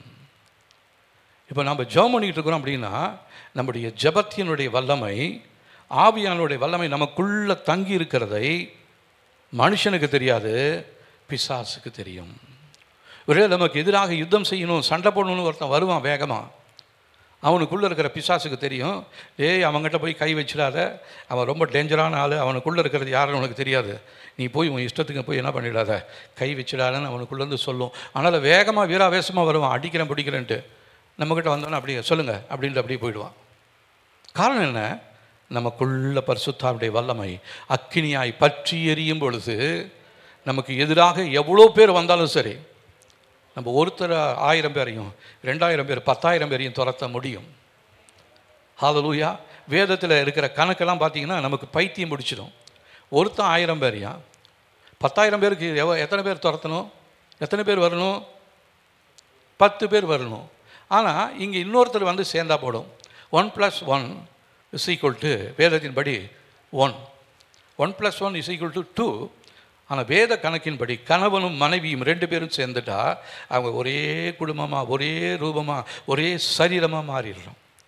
அப்போ குடும்பத்தில் நீங்களும் உங்களுடைய கணவனும், நீங்களும் உங்களுடைய மனைவியும், நீங்களும் உங்களுடைய பிள்ளைகளும், நீங்களும் உங்களுடைய பெற்றோர்களும் அந்த தேவ சமூகத்தில் இணைந்து ஆவியின் ஒருமைப்பாட்டினாலே நீங்கள் இணைந்திருக்கும் பொழுது உங்களுக்கு விரோதமாக என்ன மந்திர சூனியம் வந்தாலும் அது உங்களை வந்து அப்படியே சும்மா பார்த்துட்டு போயிடும், உங்களை தொட முடியாது. ஹல்லேலூயா. இதுதான் சத்தியம். நமக்குள்ளே இருக்கிறதான தேவன் பெரியவர். ஆனால் இது தெரியாமல் நம்ம நிறைய நேரத்தில் யுத்தம் பண்ணி கொண்டே இருக்கிறோம். மந்திரமா, சூனியமா, ஐயோ சூனியக்காரர்கிட்ட போயிட்டானா, அவன் அதை பண்ணிட்டு வந்துட்டானா, ஏதோ கொண்டாந்து வீட்டுக்கு மட்டும் தெளிச்சுட்டு போயிட்டான், ஏதோ கொண்டாந்து வீட்டுக்கிட்ட மாட்டிட்டு போயிட்டான். அவன் என்ன மாட்டினாலும் என்ன தெளித்தாலும் என்ன ஒன்றும் செய்ய முடியாது. காரணம், எனக்குள் இருக்கிறவர் உலகத்தில் இருக்கிறதான பிசாசை விட பெரியவராக இருக்கும் பொழுது என் குடும்பத்துக்கு முன்னாடி யாராலையும் நிற்க முடியாது. அவன் எந்த மந்திரக்காரன்கிட்ட போனாலும் சரி, எந்த கொல்லிமலைக்கு போனாலும் சரி, எந்த மலைக்கு போனாலும் சரி, நமக்கென்று ஒரு மலை இருக்கிறது. அது என்ன மலை தெரியுமா? சீயோன் மலை. சீயோன் மலையின் வாசம் பண்ணுகிறதான தேவன் நமக்குள் இருப்பாரானால் அவன் எந்த மலையில் போய் என்னதான் பண்ணாலும் நம்மளை வந்து எதுவுமே செய்ய முடியாது. ஹல்லேலூயா. இது இல்லாதனால தான் இன்றைக்கி நமக்குள்ள ஒரு பயம் வந்துடுச்சு, ஒரு சந்தேகம் வந்துடுச்சு, தேவன் என்னோடு இருக்கிறாரான்னு ஒரு கேள்விக்குறி வருது. இதெல்லாமே பிசாசு நம்மளோடு செய்கிறதான ஒரு யுத்தமாக இருக்கிறது. நிறைய பேர் தேவனோடு இருக்கிறீங்களா அப்படின்னு ஒரு கேள்வி கேட்டுட்டா போதும், அப்படியே உட்காந்து யோசிப்பாங்க. அப்போ இப்போ தானே சபைக்கு போயிட்டு வந்தேன், இப்போ தானே உபவாச ஜபத்தில் இருந்தேன், இப்போ தானே 21 நாள் ஜபத்தில் இருக்கிறேன், எனக்குள்ள தேவன் இருக்கிறாரா? இந்த மாதிரி எண்ணம் இருக்கிறவங்க நீங்கள் 21 நாள் இல்லை, இன்னும் 365 நாளும் நீங்கள் உபவாசம் இருந்தாலும் உங்கள் வாழ்க்கையில் உங்களுடைய எல்லையில் இருக்கிற பேய், பிசாசு, பிரச்சனை ஒரு நாளும் மாறவே மாறாது.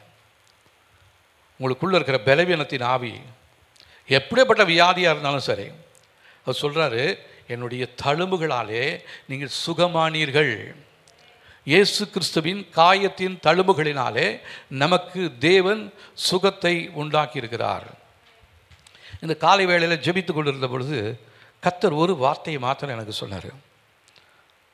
அப்போஸ்தலர் நடவடிக்கைகள் 3ஆம் அதிகாரத்தில் அந்த வசனம் இருக்கு பாருங்க.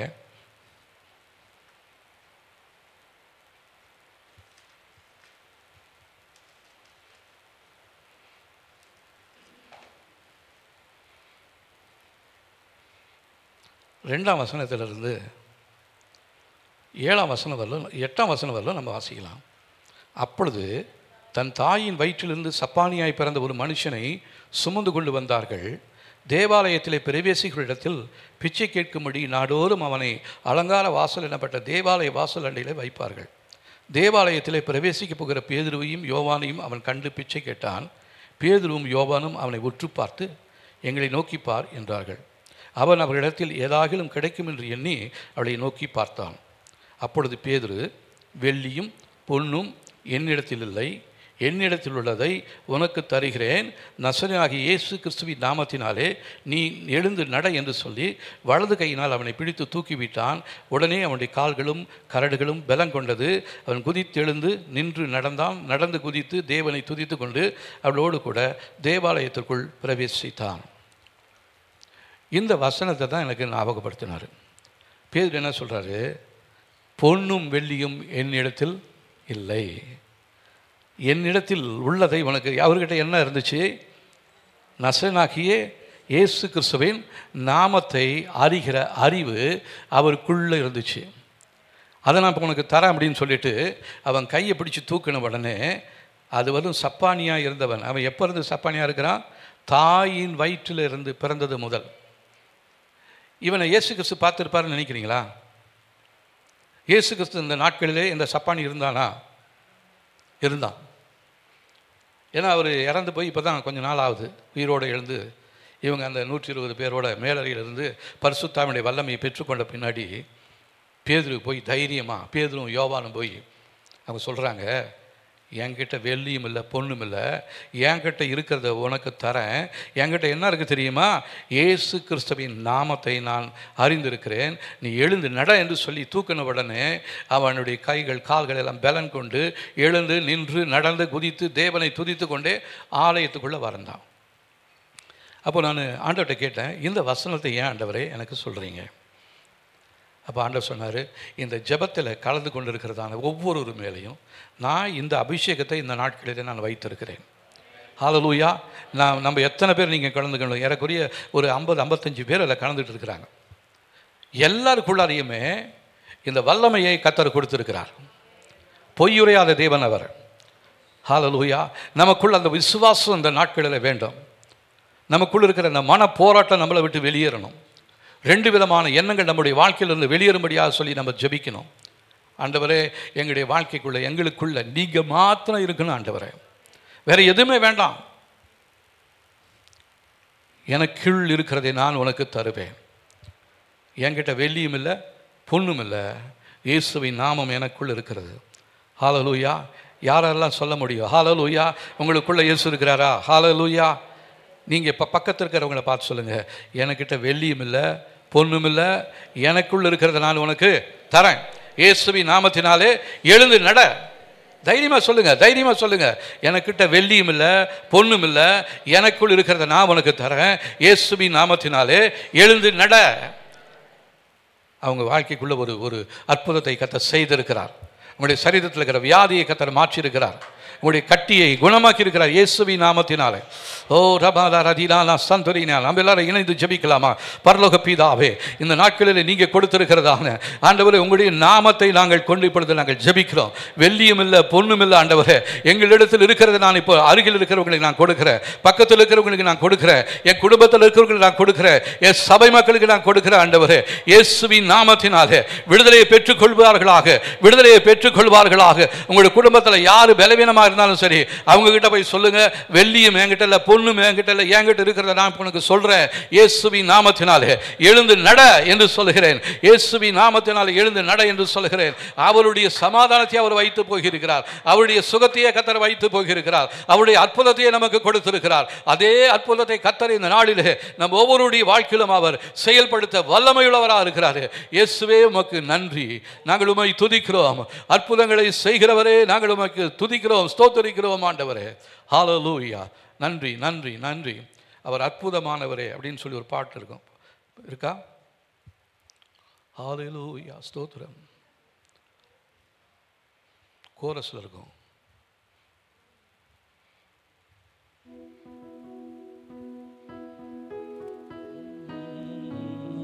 ஹல்லேலூயா.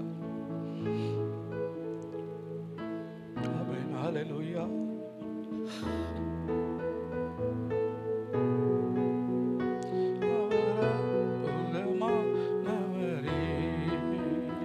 அவர் அற்புதமானவரே, அவர் அற்புதமானவரே. சூரியன் சந்திர நட்சத்திரங்கள் அவர் அற்புதர் என்றனரே. அவர் அற்புதமானவரே, அவர் அற்புதமானவரே. சூரிய சந்திர நட்சத்திரங்கள் அவர் அற்புதர் என்றனரே. அதிசயமானவரே, ஹல்லேலூயா, அதிசயமானவரே. அவர் சிங்கத்தின் வாயை கட்டினாரே. ஒழுங்க போடு பையன், மாத்திட்டு இருக்கிறீங்க. அவர் அற்புதமானவரே,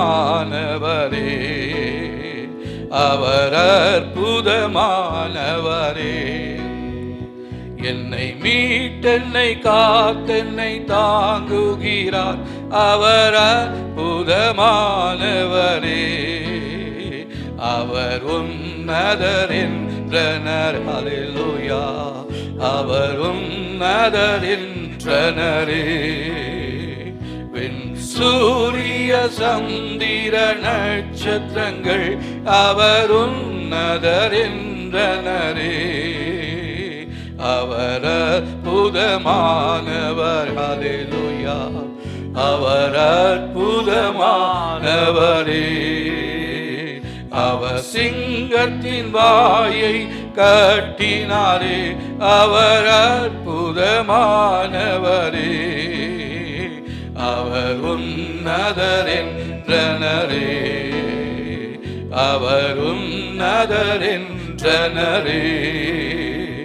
அவர் காற்றையும் கடலையும் அதட்டினாரே. அவர் உன்னதர் என்றனரே. அவர் உன்னதர் என்றனரே. என்றனரே, அவர் உன்னதர் என்றனரே. அவர் காற்றையும் கடலையும் அதட்டினாரே, அவர் உன்னதர் என்றனரே.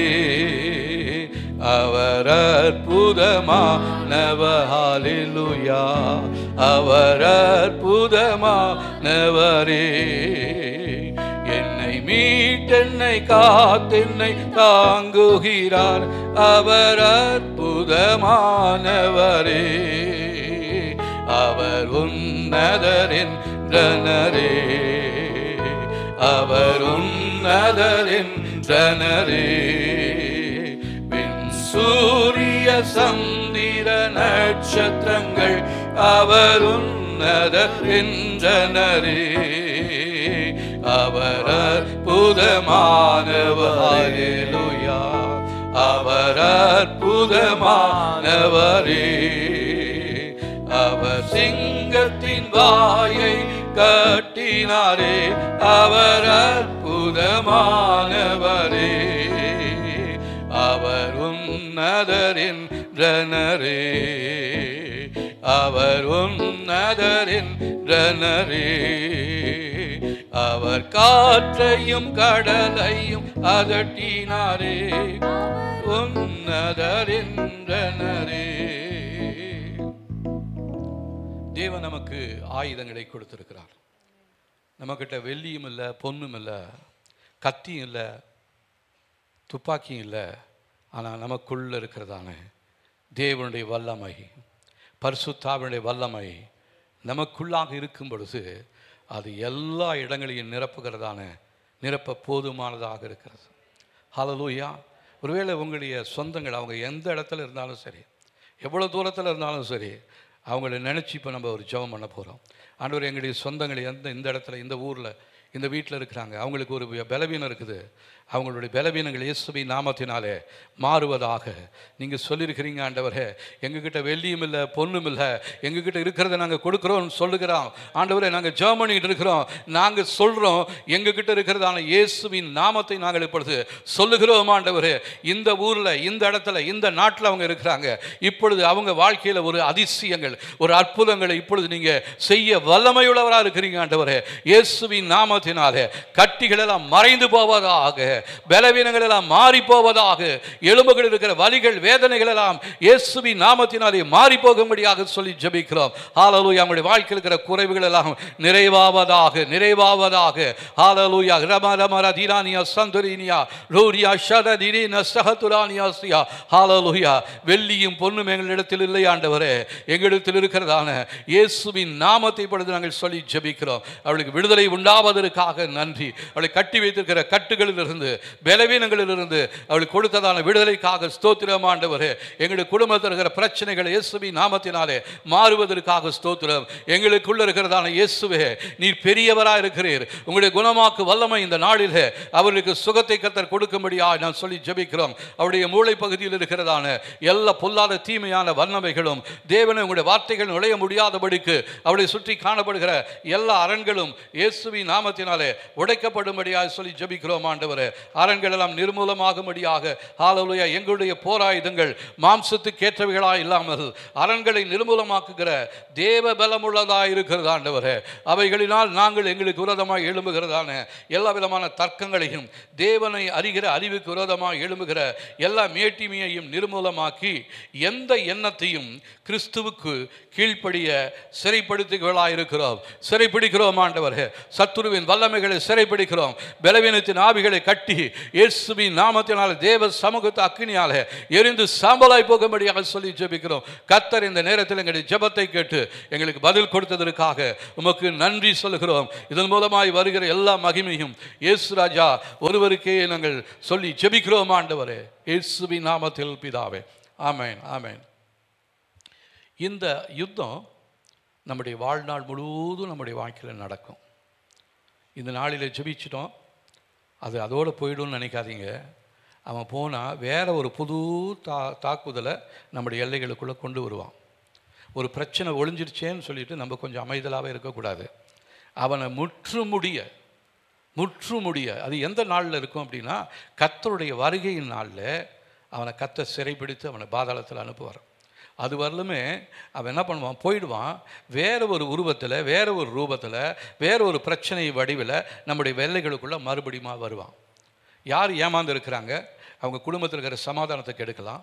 யார் ஏமாந்து இருக்கிறாங்க, அவங்களுக்குள்ளே இருக்கிற ஐக்கியத்தை கெடுக்கலாம். அவங்களுக்குள்ளே ஒரு பிரிவினையை கொடுக்கலாம். இந்த பிள்ளை நல்லா படிச்சுட்டு இருக்குதா, அந்த பிள்ளையை கெடுக்கிறதுக்கு அவன் வேறு ஒரு விதத்தில் கொண்டு வருவான்.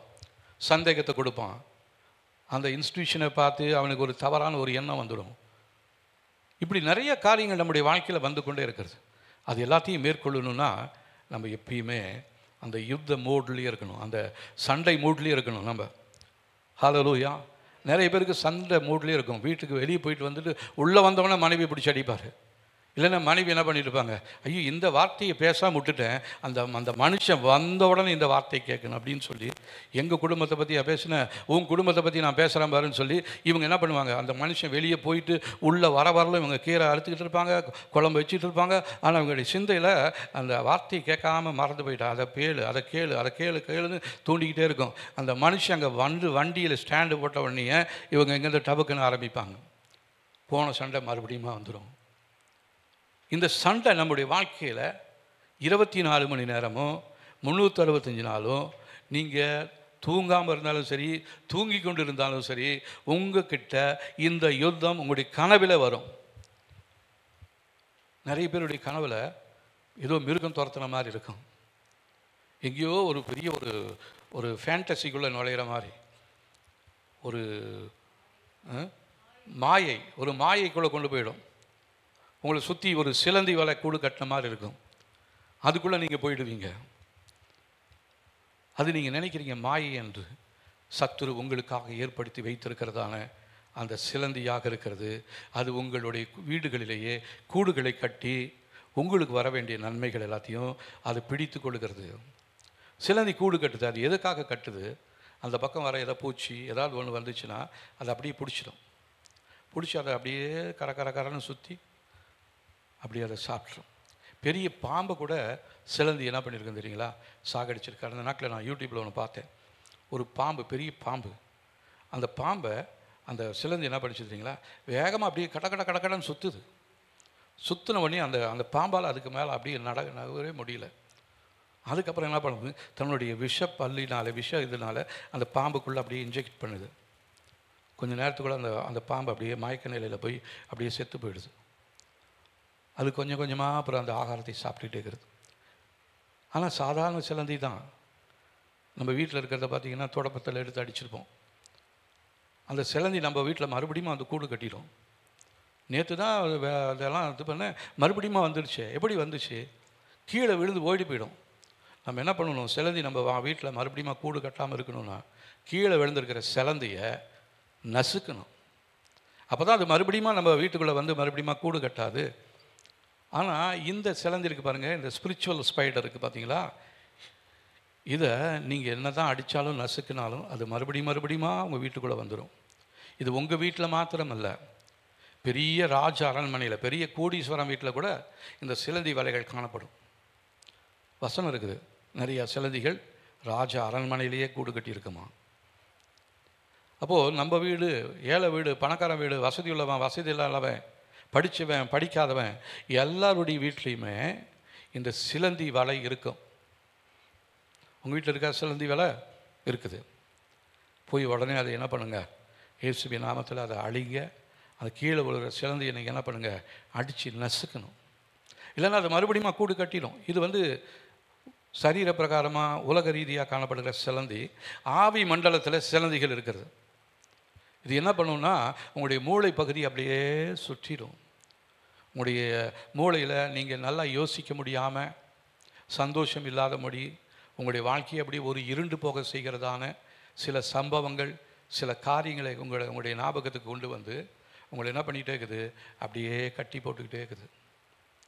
இதை புரியாதபடிக்கு நீங்களும் ஆலயத்துக்கு வரீங்க, ஜெபம் பண்ணுறீங்க. ஆனால் எத்தனை வருஷம் ஆனாலும் உங்களுடைய குடும்பத்தில் இருக்கிற பிரச்சனைகள் மாறுவதில்லை. நிறைய குடும்பங்களில் பிள்ளைகளை அப்படியே கட்டி வச்சிருக்கிறான். நிறைய குடும்பங்களில் கணவன்மாரை கட்டி வைத்திருக்கிறான். நிறைய குடும்பத்தில் மனைவிமாரை கட்டி வச்சிருக்கிறான். நிறைய குடும்பத்தில் பெற்ற பிள்ளைகளை கட்டி வைத்திருக்கிறான். நிறைய குடும்பத்தில் நீங்கள் ஜெபிக்கிற பிள்ளைகளாக இருப்பீங்க, ஆனால் உங்களுடைய பெற்றோர்களை கட்டி வைத்திருக்கிறான். அப்போது இந்த ஆவி மண்டலத்தில் இருக்கிற அந்த சிலந்தியை நாம் இனம் கண்டு கொண்டு அது பரலோக அக்னியினால் சுட்டெரிக்கப்படும்படியாக, அப்போ அது மறுபடியுமா வரும். அப்போ என்ன பண்ணணும்னா, உங்களுடைய பலிபீடம் இருக்குது பார்த்தீங்களா, பலிபீடம் எங்கே இருக்குது? பலிபீடம், உங்களுடைய பலிபீடம் எங்கே இருக்குது?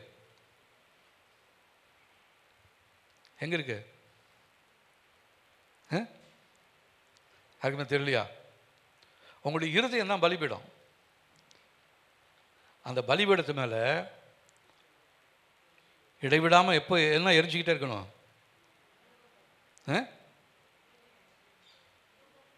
அக்கினி. லேவியராகமத்தில் இருக்குது, பலிபீடத்தின் மேலே எப்படியுமே அக்கினி என்ன பண்ணிகிட்டே இருக்கணும்? பற்றி எரிந்து கொண்டே இருக்கணும். காலைதோறும் அதுக்கு என்ன பண்ணணும் தெரியுங்களா? நீங்கள் நெருப்பு கட்டைகளெல்லாம், அந்த ஆசாரியர்கள் என்ன பண்ணுவாங்கன்னா, நெருப்பு கட்டைகளெல்லாம் எடுத்து அந்த பலிபீடத்தில் போடுவாங்க. அது என்ன, கொஞ்சம் நேரத்தில் அது அப்படியே கங்கு விட்டு கொழுந்து விட்டு எரிஞ்சு அது அப்படியே நெருப்பாக மாறிக்கிட்டே இருக்கும். அது மேலே என்ன பலி போட்டாலும் அது எல்லாத்தையும் எரிஞ்சு சாம்பலாக்கி போட்டுரும்.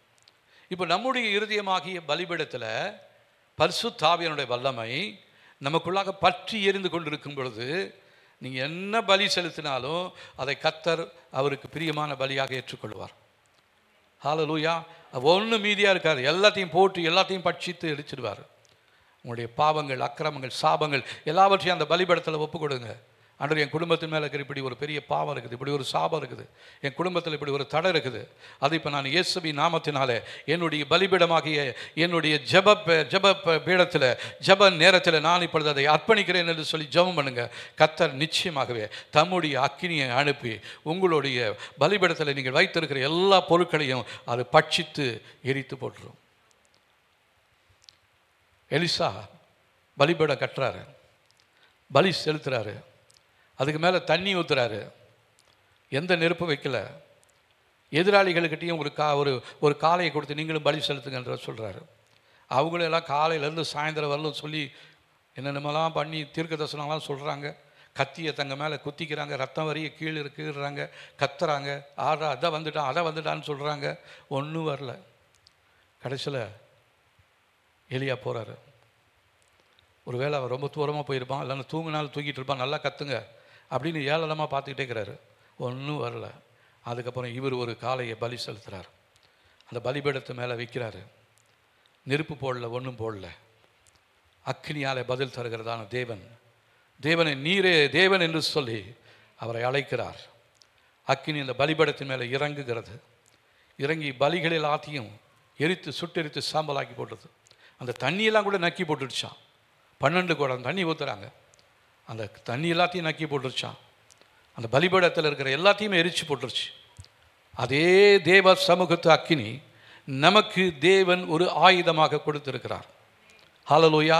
நம்முடைய எதிராளிகளுடைய பக்கத்தில் இருக்கிறதான தீமையின் பலிபீடங்கள், ஒருவேளை அது நமக்கு கண்ணுக்கு புலப்படாமல் இருக்கலாம். ஒருவேளை நம்முடைய பேரை சொல்லி அவங்க ஏதோ உச்சரித்து ஏதோ ஒன்று செஞ்சுக்கிட்டே இருப்பாங்க, பலி செலுத்திக்கிட்டே இருப்பாங்க. அந்த பலிகள் எல்லாம் எரிந்து சாம்பலாய் போக வேண்டும் என்று சொன்னார். யாரும் பார்க்க முடியாத அந்த ஆயுதம், அதேவ சமூகத்து அக்கினி அந்த பலிபீடத்தின் மேல் இறங்கும்படியாக நீங்கள் வீட்டில் இருந்து நீங்கள் ஜெபிக்கும் பொழுது அந்த பலிபீடத்தில் இருக்கிறதான அந்த தீமையின் பலிகள், தீமையின் வேண்டுதல்கள், தீமையின் பொருத்தனைகள் எல்லாவற்றையும் சர்வ சங்காரணம் பண்ணி அவைகளிலிருந்து நமக்கு ஒரு விடுதலை கொடுக்கக்கூடிய தேவனாக இருக்கிறார். இதை அறியாதபடினால்தான் இந்த நாளில் நம்ம போராடி கொண்டிருக்கிறோம். இந்த காரியத்தை நாம் தெரிந்து கொள்ள தேவன் நமக்கு உதவி செய்யும்படியாக நாம் இந்த நாளில் சொல்லி ஜெபிக்க போகிறோம். இந்த தீமையான காரியம் நம்முடைய நினைவுகளில், கற்பனைகளில் இந்த யுத்தம் நடந்து கொண்டே இருக்கிறது.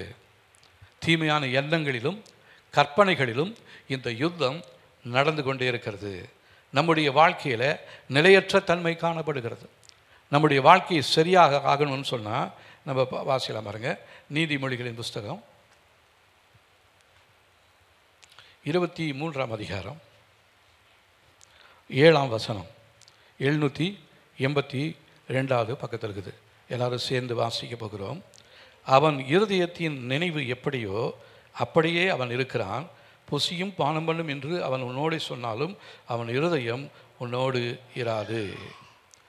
அவன் இருதயத்தின் நினைவு எப்படியோ அப்படியே அவன் இருக்கிறான். இப்போ உங்களுடைய இருதயத்தில் நினைவு எப்படி இருக்குதோ அப்படி தான் நீங்கள் இருப்பீங்க. என்னை பார்த்து நீங்கள் நல்லா ஸ்தோத்திரம் பண்ணி வாங்க பாஸ்டர் உட்காருங்க அப்படி இப்படின்லாம் சொன்னாலும் உங்களுடைய இருதயத்தில் நினைவு இருக்குது, என்னத்துக்கு இவன் இந்த நேரத்துக்கு வந்தான் அப்படின்னு நீங்கள் நினைக்கும் பொழுது, நீங்கள் கொடுக்குறதான அந்த அப்பத்தை புசித்தாலும், நீங்கள் கொடுத்ததான அந்த காப்பியோ அந்த டீயோ நான் பானம் பண்ணினாலும் அது எனக்கு ஆசீர்வாதமாக இருக்காது.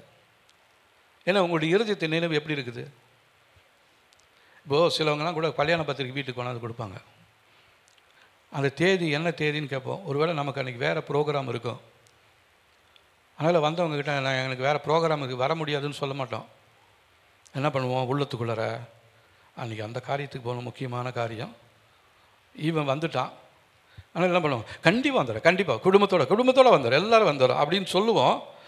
ஆனால் இருதயத்துக்குள்ளே என்ன இருக்கும், அதெல்லாம் போக முடியாது, சும்மா ஒரு வாயத்துக்கு சொல்லி வைக்கலாமே அப்படின்னு இருக்கும் இல்லைங்களா? அதே போல தான் நம்ம என்ன தான் ஆராதித்தாலும் நம்முடைய சிந்தையில் இருக்கிற குழப்பமும் கலக்கமும் நம்முடைய ஜெபத்திற்கு பதிலையே கொடுக்காது. என்ன தான் நீங்கள் விழுந்து விழுந்து விழுந்து விழுந்து ஜெபம் பண்ணிக்கிட்டே இருந்தாலும் உங்களுடைய இருதயம் எப்படி இருக்குதோ அப்படி தான் உங்களுடைய ஜெபத்திற்கு பதிலும் வரும். மணிக்கணக்கில், நாட்கணக்கில், வருஷக்கணக்கில் உபவாசம் பண்ணி நிறைய பேர் ஜெபம் பண்ணிக்கிட்டே இருக்கிறோம், ஒரு பதிலுமே வரல. உங்களுடைய இருதயத்தில் இருக்கிற நினைவுகள் அப்படி இருக்குது. அந்த நினைவுகளை சுத்தமாக்கும்படியாக தேவ சமூகத்தில் நம்ம ஒப்பு கொடுத்து ஜெபிக்க போகிறோம். என் இருதயத்தை சுத்தமாக்கும் ஆண்டவரே, என் இருதயத்தின் நினைவுகள் உமக்கு முன்பாக உமக்கு பிரியமாக இருப்பதாக தேவ சமூகத்தில் நம்ம ஒப்பு கொடுத்து ஜெபிக்கலாமா? ஆண்டவரே, எங்களுடைய இருதயத்தின் எண்ணங்கள், எங்களுடைய வாயின் வார்த்தைகளும், எங்களுடைய இருதயத்தின் எண்ணமும் உம்முடைய சமூகத்தில் உமக்கு பிரியமாக இருக்கட்டும் ஆண்டவரே. என் இருதயத்தை பரிசுத்தமாக்குங்க ஆண்டவரே. என் இருதயத்துக்குள்ளே காணப்படுகிற எல்லா கசப்புகள், வெறுப்புகள், கோபங்கள் இது எல்லாவற்றையும் என்னை விட்டு எடுத்து போடும்படியாக சொல்லி ஜெபிக்கிறோம் ஆண்டவரே. ஹல்லேலூயா. இன்னொரு வசனம் வாசிக்கலாம் பாருங்க. யோபு புஸ்தகத்தில்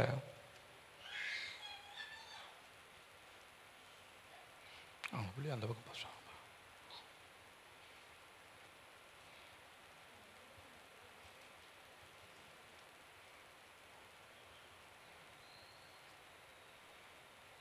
யோபு 31ஆம் அதிகாரம்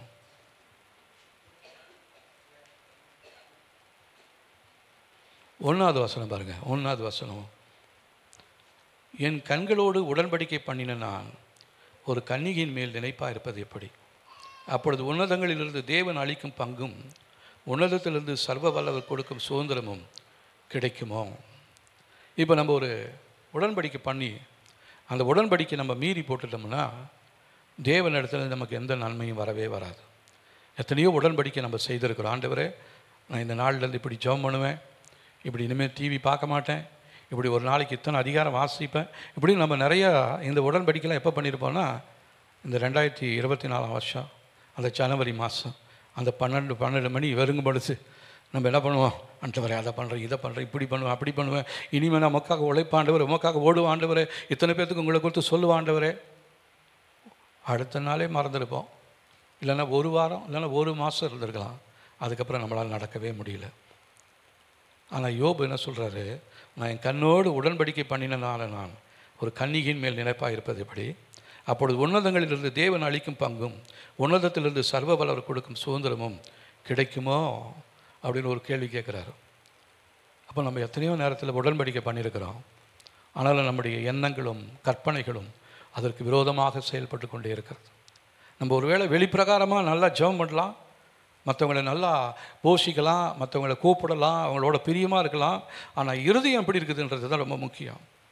அதனால் இருதயத்தின் எண்ணங்கள், அவன் இருதயத்தின் எண்ணம் எப்படி இருக்குதோ அப்படி தான் வாழ்க்கையும் இருக்கும்.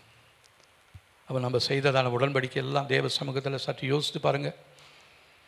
எப்படிலாம் யோசித்துருக்கிறோம், எப்படிலாம் உடன்படிக்கை பண்ணியிருக்கிறோம், அதெல்லாம் நம்ம வாழ்க்கையில் இருக்குதா? இதுதான் நம்முடைய வாழ்க்கையில் ஏற்படுகிறதான போராட்டத்தின் வல்லமைகள், குழப்பத்தின் வல்லமைகளாக இருக்கிறது. இந்த கண்களோடு உடன்படிக்கை பண்ணும் பொழுது அது பார்வையும் படங்களுமாக மாறுகிறது.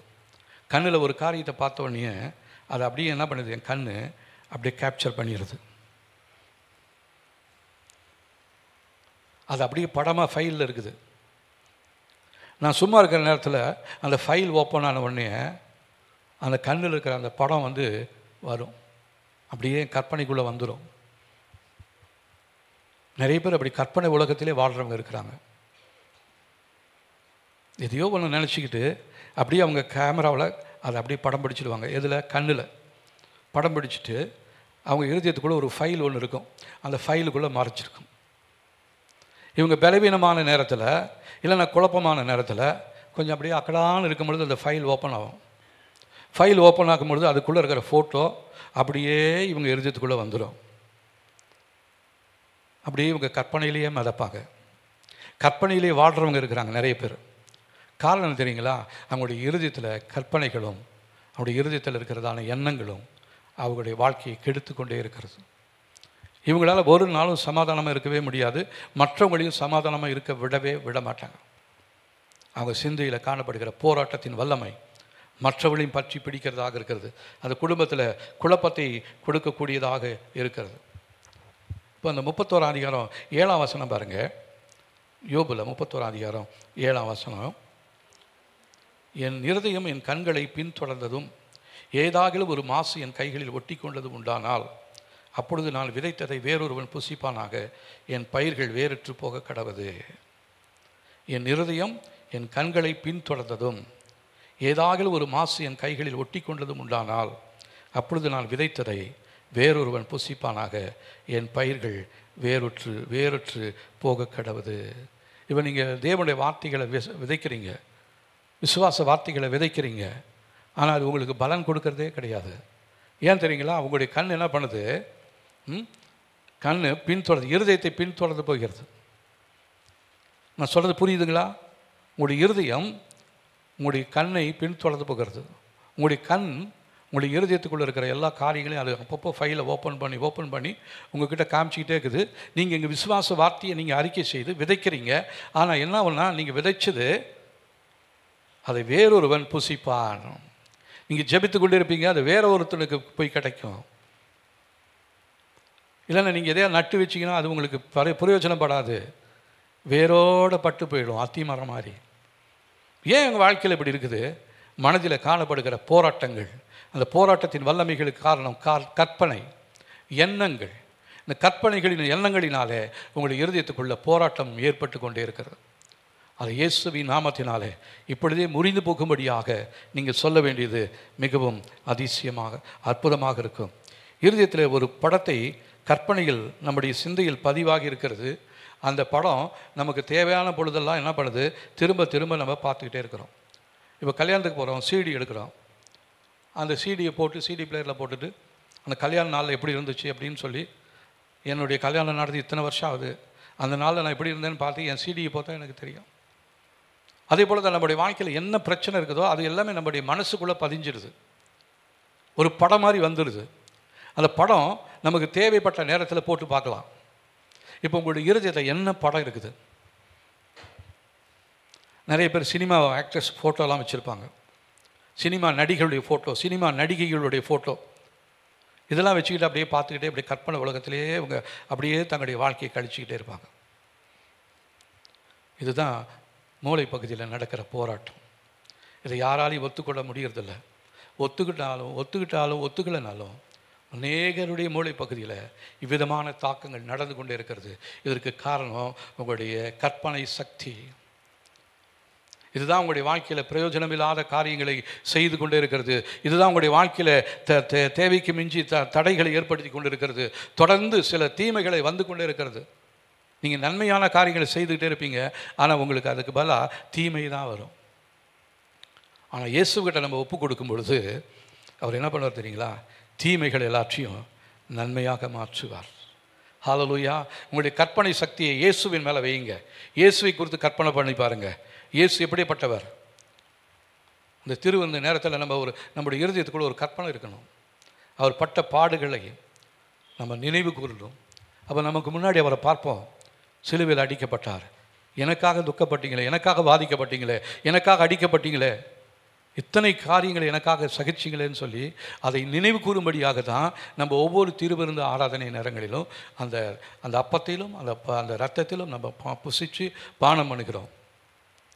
அப்போ நம்முடைய கற்பனை சக்தி அந்த நேரத்தில் வேறெல்லாம் தீமையான காரியங்களை கற்பனை செஞ்சுக்கிட்டே இருக்குது. இங்கே உட்காந்துக்கிட்டு இயேசு கிறிஸ்துவின் ரத்தத்தை குடிச்சிக்கிட்டு இயேசு கிறிஸ்துவின் சரீரத்தை புசிச்சுக்கிட்டு கற்பனை சக்தி தேவையில்லாத காரியங்களுக்குள்ளாக நம்முடைய இருதயத்துக்குள்ளே இருக்கும் பொழுது உங்களுடைய இருதயத்தில் ஒரு யுத்தம் நடந்து கொண்டே இருக்கிறது.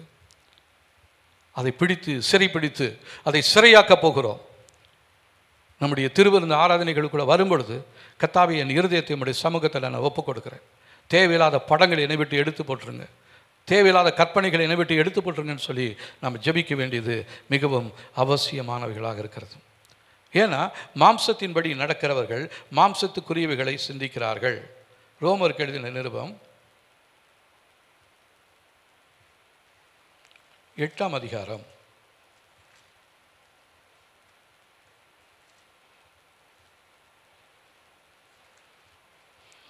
5ஆம் வசனம் பாருங்கள்.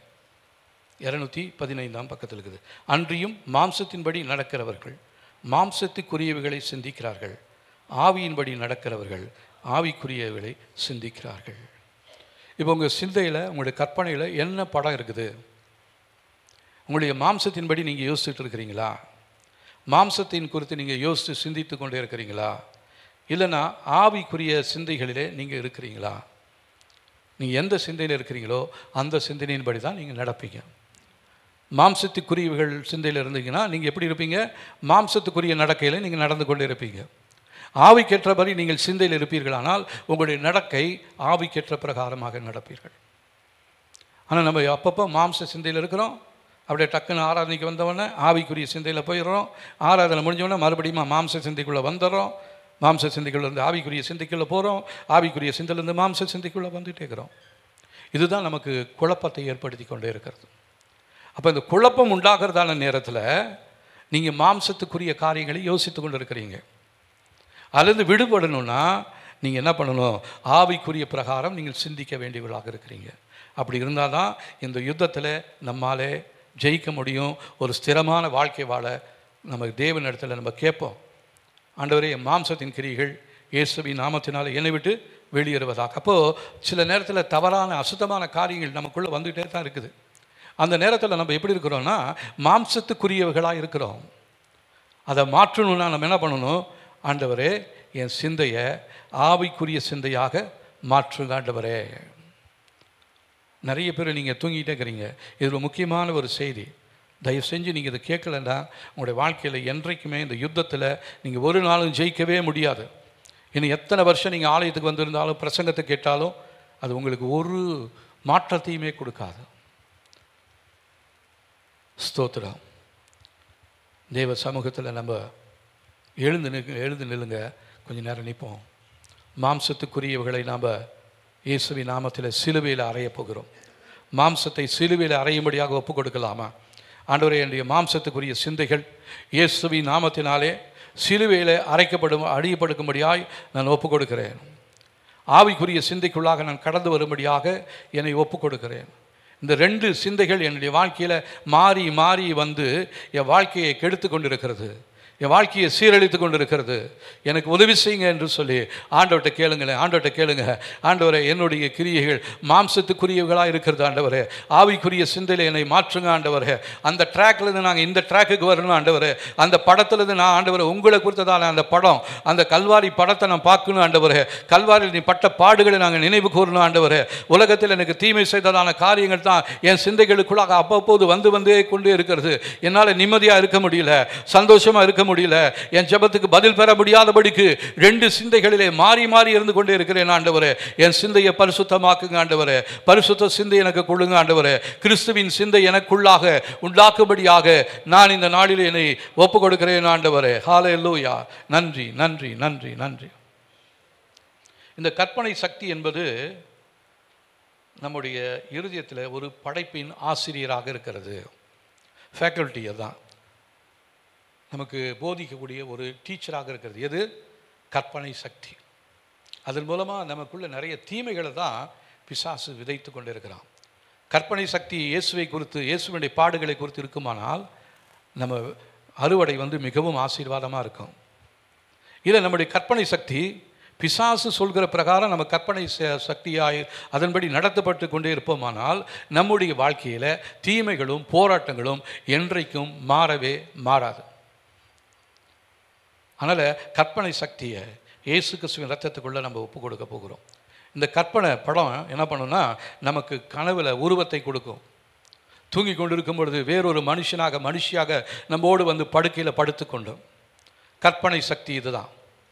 பகலில் பார்த்ததான சில படங்கள், சில தீமையான காரியங்கள் உங்களுடைய வாழ்க்கையில் இரவு நேரங்களில் வந்து தொல்லைகளை கொடுத்து கொண்டு இருக்கிறது. கற்பனை சக்தி அந்த படத்தை உருவாக்குகிறது. அது உங்களை வழிநடத்தக்கூடிய ஒரு ஆசிரியராக இருக்கிறது. அதை மாற்றணும். உங்களை வழிநடத்தக்கூடியதான ஆசிரியர் பரிசுத்த ஆவியானவராக இருக்கும் பொழுது உங்களுடைய சிந்தையில் பரிசுத்த காரியங்கள் வரும். உங்களுடைய கனவில் ஆண்டவர் சில காரியங்களை வெளிப்படுத்துவார். நடக்கக்கூடிய நன்மைகளை காட்டுவார். உங்களுக்கு எதிராக வெட்டி வைக்கப்படுகிற குழிகளை காட்டி, பாதைகளை காட்டி, அதிலிருந்து உங்களை வழிவிலகச் செய்து உங்களை வேறு பாதையில் நடத்த தேவன் போதுமானவராக இருக்கிறார். அன்றைக்கு பார்வோனுக்கு ஒரு சொப்பனத்தை கொடுத்தார். அந்த தேசத்தில் வரக்கூடிய அந்த பஞ்சத்திலிருந்து அவனுக்கு மாறுதலை கொடுக்கும்படியாய், அவனை மாத்திரமல்ல, அந்த பார்வோன் மூலமாக அந்த முழு உலகத்தில் இருக்கிற பஞ்சத்திலிருந்து எல்லா நாடுகளும் தப்பிக்க வேண்டும், விசேஷமாக இஸ்ரவேல் புத்திரரை பாதுகாக்க வேண்டும் என்பதற்காக தேவன் யோசேப்பை அந்த இடத்துல கொண்டு போய் நிறுத்தி அந்த கனவுக்கு ஒரு அடையாளத்தை சொல்கிறாரு. அந்த கனவுல 2 கனவு காண்றான். நல்லா விளைச்சல் உண்டான 7 வருஷம் இருக்குது. அடுத்ததாக மிகவும் மோசமான வறட்சி மிகுந்த 7 வருஷம் இருக்குது. இதை பார்த்து அந்த யோசேப் என்ன பண்ணுறாரு, அந்த கனவை சரியாக டயக்னோசிஸ் பண்ணி அவர் அந்த நல்ல ஆசீர்வாதமாக இருக்கிறதான 7 வருஷங்களை அந்த பஞ்ச காலங்களில் உதவும்படியாக எல்லா பயிர்களையும் சேகரித்து வைக்கிறார். அந்த பயிர்களின் மூலமாக அந்த தேசம் பாதுகாக்கப்படுகிறது. அவருடைய நாமம் தரிக்கப்பட்டதான இஸ்ரவேல் புத்திரரும் அந்த பஞ்சத்திலிருந்து பாதுகாக்கப்படுகிறார்கள். அப்போ நம்முடைய கனவில் தேவன் வெளிப்பாடுகளை தருவார். நம்ம தூங்குகிற பொழுது தூக்கம் எப்படி இருக்குது, உங்களுடைய கனவு எப்படி இருக்குது, கனவு வாழ்க்கை எப்படி இருக்குது, உங்களுடைய கற்பனை எப்படி இருக்குது, கொஞ்சம் யோசித்து பாருங்கள். வீணான காரியங்களுக்குள்ள, தீமையான காரியங்களுக்குள்ள நம்ம கற்பனை இருக்கக்கூடாது. கனவு வருமானால் தேவனுடைய நாம மகிமைக்காகவே நான் கனவு காணணும். அப்போ தூங்கும் பொழுது ஜெபம் பண்ணுங்க, ஆண்டவரே, நிறைய பேருக்கு கெட்ட சொப்பனமாக வருதா, நீங்கள் படுக்கும் பொழுது ஜெபம் பண்ணுங்க, ஆண்டவரே, என்னுடைய ஆவிக்குரிய கனவு வாழ்க்கையை உங்கள் கையில் கொடுத்துட்ற ஆண்டவரே. எந்த தீமையான விதைகளும் என்னுடைய வாழ்க்கையில் விதைக்கப்படக்கூடாது. மத்தேயு 13:25 மனுஷர் நித்திரை செய்யும் பொழுது கோதுமைகளுக்குள்ளாக களைகளை விதைக்கக்கூடியதான தீமையின் சக்திகள் நிறைய அறுவடைக்குள்ள தீமையான விதைகளை விதைச்சிட்டு போயிடுறான். அறுவடை செய்யும் பொழுது கோதுமை இருக்கலான்னா களைகள் நிறையா வந்துட்டே இருக்குது. இதுதான் நம்முடைய வாழ்க்கையில் நடக்கிறதான ஒரு தீமையான காரியம். இந்த போராட்டம் 24 மணி நேரமும் 365 நாளும் நான் எத்தனை வருஷம் உயிரோடு இருந்தாலும் என் வாழ்க்கைக்குள்ளே அது வந்துக்கிட்டே இருக்குது. சின்ன பிள்ளைங்க வாழ்க்கையிலேயே கனவு வருது. இந்த பிறந்த பிள்ளைங்கெல்லாம் பாருங்கள், திடீர்னு சிரிக்கும், திடீர்னு அழுவோம். ஏன்னா அது கண்களுக்கு ஏதோ தெரியுமா சொல்லுவாங்க. தேவதூதர்கள் வந்து அந்த பிள்ளையை ஆற்றி தேற்றுவாங்களாம். அது உங்கள் அம்மாவை தூக்கிட்டு போயிட்டுவோம் அப்படின்னா உடனே அந்த பிள்ளை வேணாம் அப்படின்னு அழுவுமா. அதுக்கப்புறம் இல்லை அப்படின்னு வந்து அந்த பிள்ளை சிரிக்குமா. நீங்கள் பார்த்துருக்கீங்களா? சின்ன பிள்ளைங்கள சிரிக்குங்க, அழுவுங்க. சின்ன பிள்ளைங்க வாழ்க்கையிலேருந்து கனவு தொடங்கிடுது. அப்போ முதிர் வயதுலேயுமே அந்த கனவு தொடர்ந்து வந்துக்கிட்டே இருக்குது. இதில் தான் நமக்குள்ள பிசாசு யுத்தம் செய்து கொண்டே இருக்கிறான். நீங்கள் எந்த கனவை காண்றீங்க? யார் உங்களுடைய வாழ்க்கையில் கற்பனையின் நாயகனாக யார் இருக்கிறார்? உங்களுடைய கதாநாயகனாக கதாநாயகியாக யார் உங்களுடைய வாழ்க்கையில் இருக்கிறது? இயேசுவா அல்லது பிசாசா? பிசாசு அழகாக நிறைய காரியங்களை காமிச்சிக்கிட்டே இருப்பான்.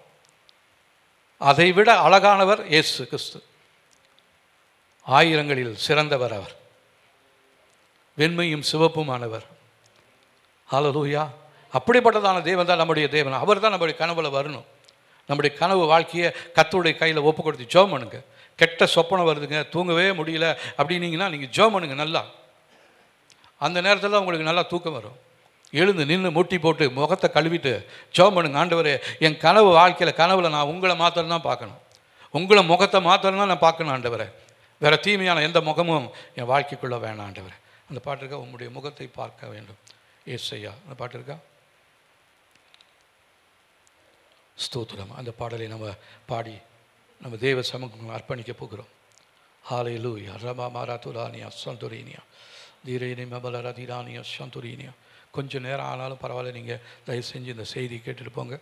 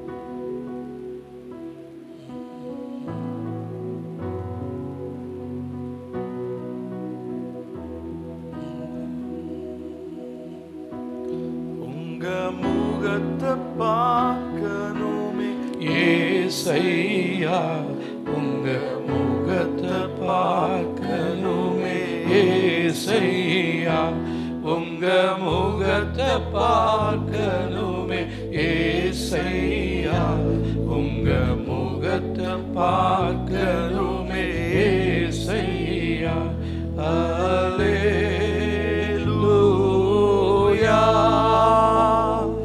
அல்லேலூயா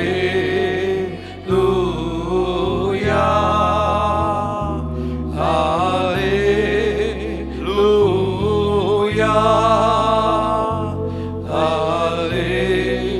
அல்லேலூயா எந்தன் பாடுகள் வேதனை மறைந்து விடும் எந்தன் துயரங்கள் கலக்கங்கள் மாறிவிடும் எந்தன் பாடுகள் வேதனை மறைந்து விடும் எந்தன் துயரங்கள் கலக்கங்கள் மாறிவிடும் உங்க முகத்தை பார்க்கணுமே ஏசையா உங்க முகத்தை பார்க்கணுமே ஏசையா உங்க முகத்தை பார்க்கணுமே ஏசையா உங்க முகத்தை பார்க்கணுமே ஏசையா யோர்தானின் வெள்ளங்கள் விலகிவிடும் எரிகோவின் மதில்கள் இடிந்து விடும் யோர்தானின் வெள்ளங்கள் விலகிவிடும் எரிகோவின் மதில்கள் இடிந்து விடும் உங்க முகத்தை பார்க்கணுமே ஏசையா உங்க முகத்தை பார்க்கணுமே ஏசையா உங்க முகத்தை பார்க்கணுமே ஏசையா உங்க முகத்தை பார்க்கணுமே ஏசையா அல்லேலூயா எரிகோ மதில் விழுந்துவிடும் யோர்தான் ரெண்டாக பிரியும் அவருடைய முகங்கள் அவருடைய முகத்தின் பிரசன்னத்தினாலே நம்மை மூடி மறைத்து கொள்வார் நம்முடைய முகத்திற்கு ஒளியை வெளிச்சத்தை கர்த்தர் கொடுக்கக்கூடியவராக இருக்கிறார் கனவு வாழ்க்கையில் இயேசுவை மாத்திரம் நம்ம பார்க்க இந்த நாளில் ஜெபிப்போம் ஆண்டவரே எங்களுடைய கனவு வாழ்க்கையை உங்களுடைய கரத்தில் கொடுத்துற ஆண்டவரே நீங்கள் எங்களுடைய கற்பனை சக்தியை எங்களுடைய இருதயத்தின் படைப்பை உங்கள் கரத்தில் ஒப்பு கொடுத்துற ஆண்டவரே உள்ளான மனிதனை இந்த கத்தாவி இந்த படத்தின் அடிப்படையில் செயல்படும்படியாக நான் சொல்லி ஜெபிக்கிறேன் உள்ளான மனிதன் இந்த படத்தின் அடிப்படையில் நம்மோடு பேசுகிறான் நம்மோடு செயல்படுகிறான் இதனால தான் எபேசியருக்கு எழுதினதான நிருபம் 1ஆம் அதிகாரம்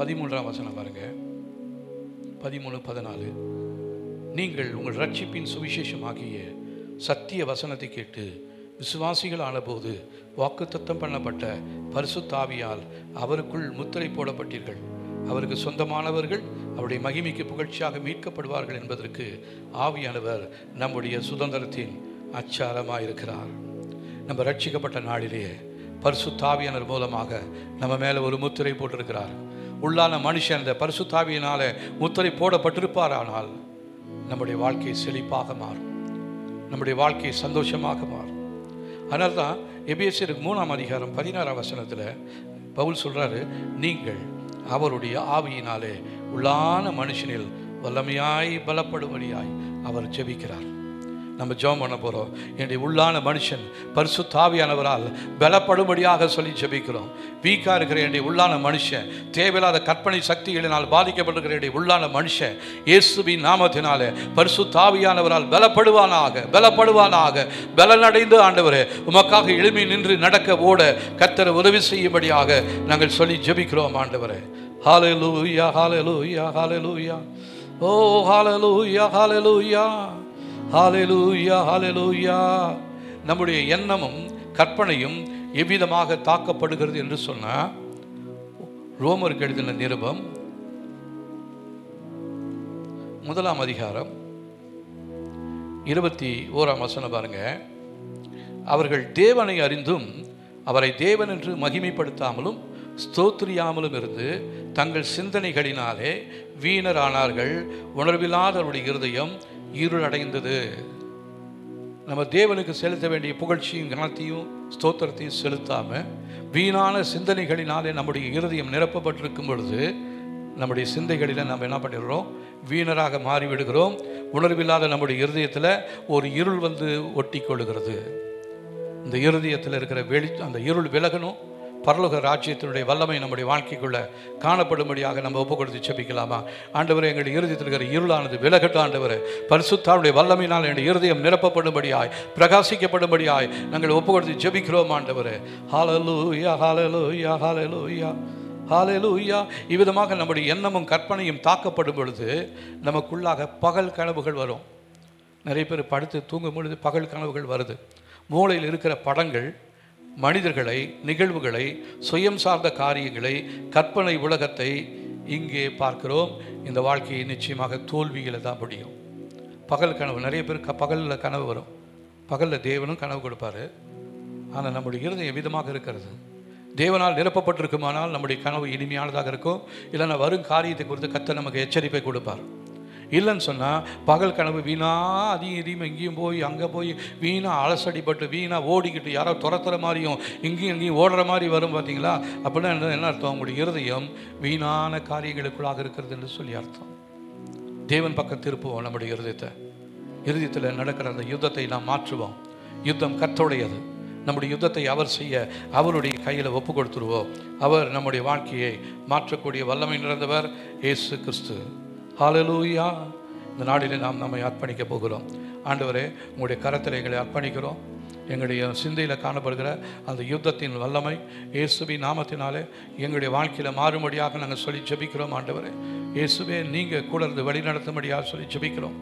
தீமைகளுக்கும் பலவீனங்களுக்கும் மாற்றி கொடுங்க. ஆண்டவரே, தடைகளை மாற்றி போடுங்க. எங்களை தகுதிப்படுத்துங்க. ஆவியானவர் எங்களுடைய வாழ்க்கையிலே முன்னேற்றம் அடைய செய்வீராக. எங்களுடைய வாழ்க்கையில் இருக்கிற தீமையான காரியங்கள், கனவுகள் எல்லாம் இயேசுவின் நாமத்தினால் எங்களை விட்டு நீங்கி போகும்படியாக சொல்லி ஜெபிக்கிறோம். உதவி செய்யுங்க. தடைகளை மாற்றி போடுங்க. இந்த செய்தியை கேட்டுக்கொண்டிருக்கிற ஒவ்வொருடைய வாழ்க்கையிலும் கர்த்தர் ஒரு அற்புதத்தை செய்து அவருடைய மூளை பகுதியில் ஒரு விடுதலை கர்த்தர் கொடுப்பீராக. தேவையில்லாத சிந்தைகள், குழப்பங்கள் இயேசுவின் நாமத்திலே அவருடைய மூளை பகுதியை விட்டு வெளியேறும்படியாக ஒப்பு கொடுத்து ஜெபிக்கிறோம். இந்த நாளில் நீர் எங்களோடு பேசின வார்த்தைகளுக்காக நன்றி. உங்களுடைய வார்த்தைகளை நிலைத்திருக்க கர்த்தர் உதவி செய்யுங்க. ஒரு விசுகடை தாழ்த்துகிறோம். எல்லா மகிமையுமே செலுத்துகிறோம். இயேசுவின் நாமத்தில் ஜெபிக்கிறோம் நல்ல பிதாவே, ஆமென். நம்முடைய கர்த்தராகிய இயேசு கிறிஸ்துவின் கிருபையும் பிதாவாகிய தேவனுடைய அன்பும் அவருடைய காவலும் ஐக்கியமும் என்றும் சதா காலங்களிலும் நம்மோடு இணைத்திருப்பதாக. ஆமென், ஆமென். ஸ்தோத்திரம். ஒரு குழந்தை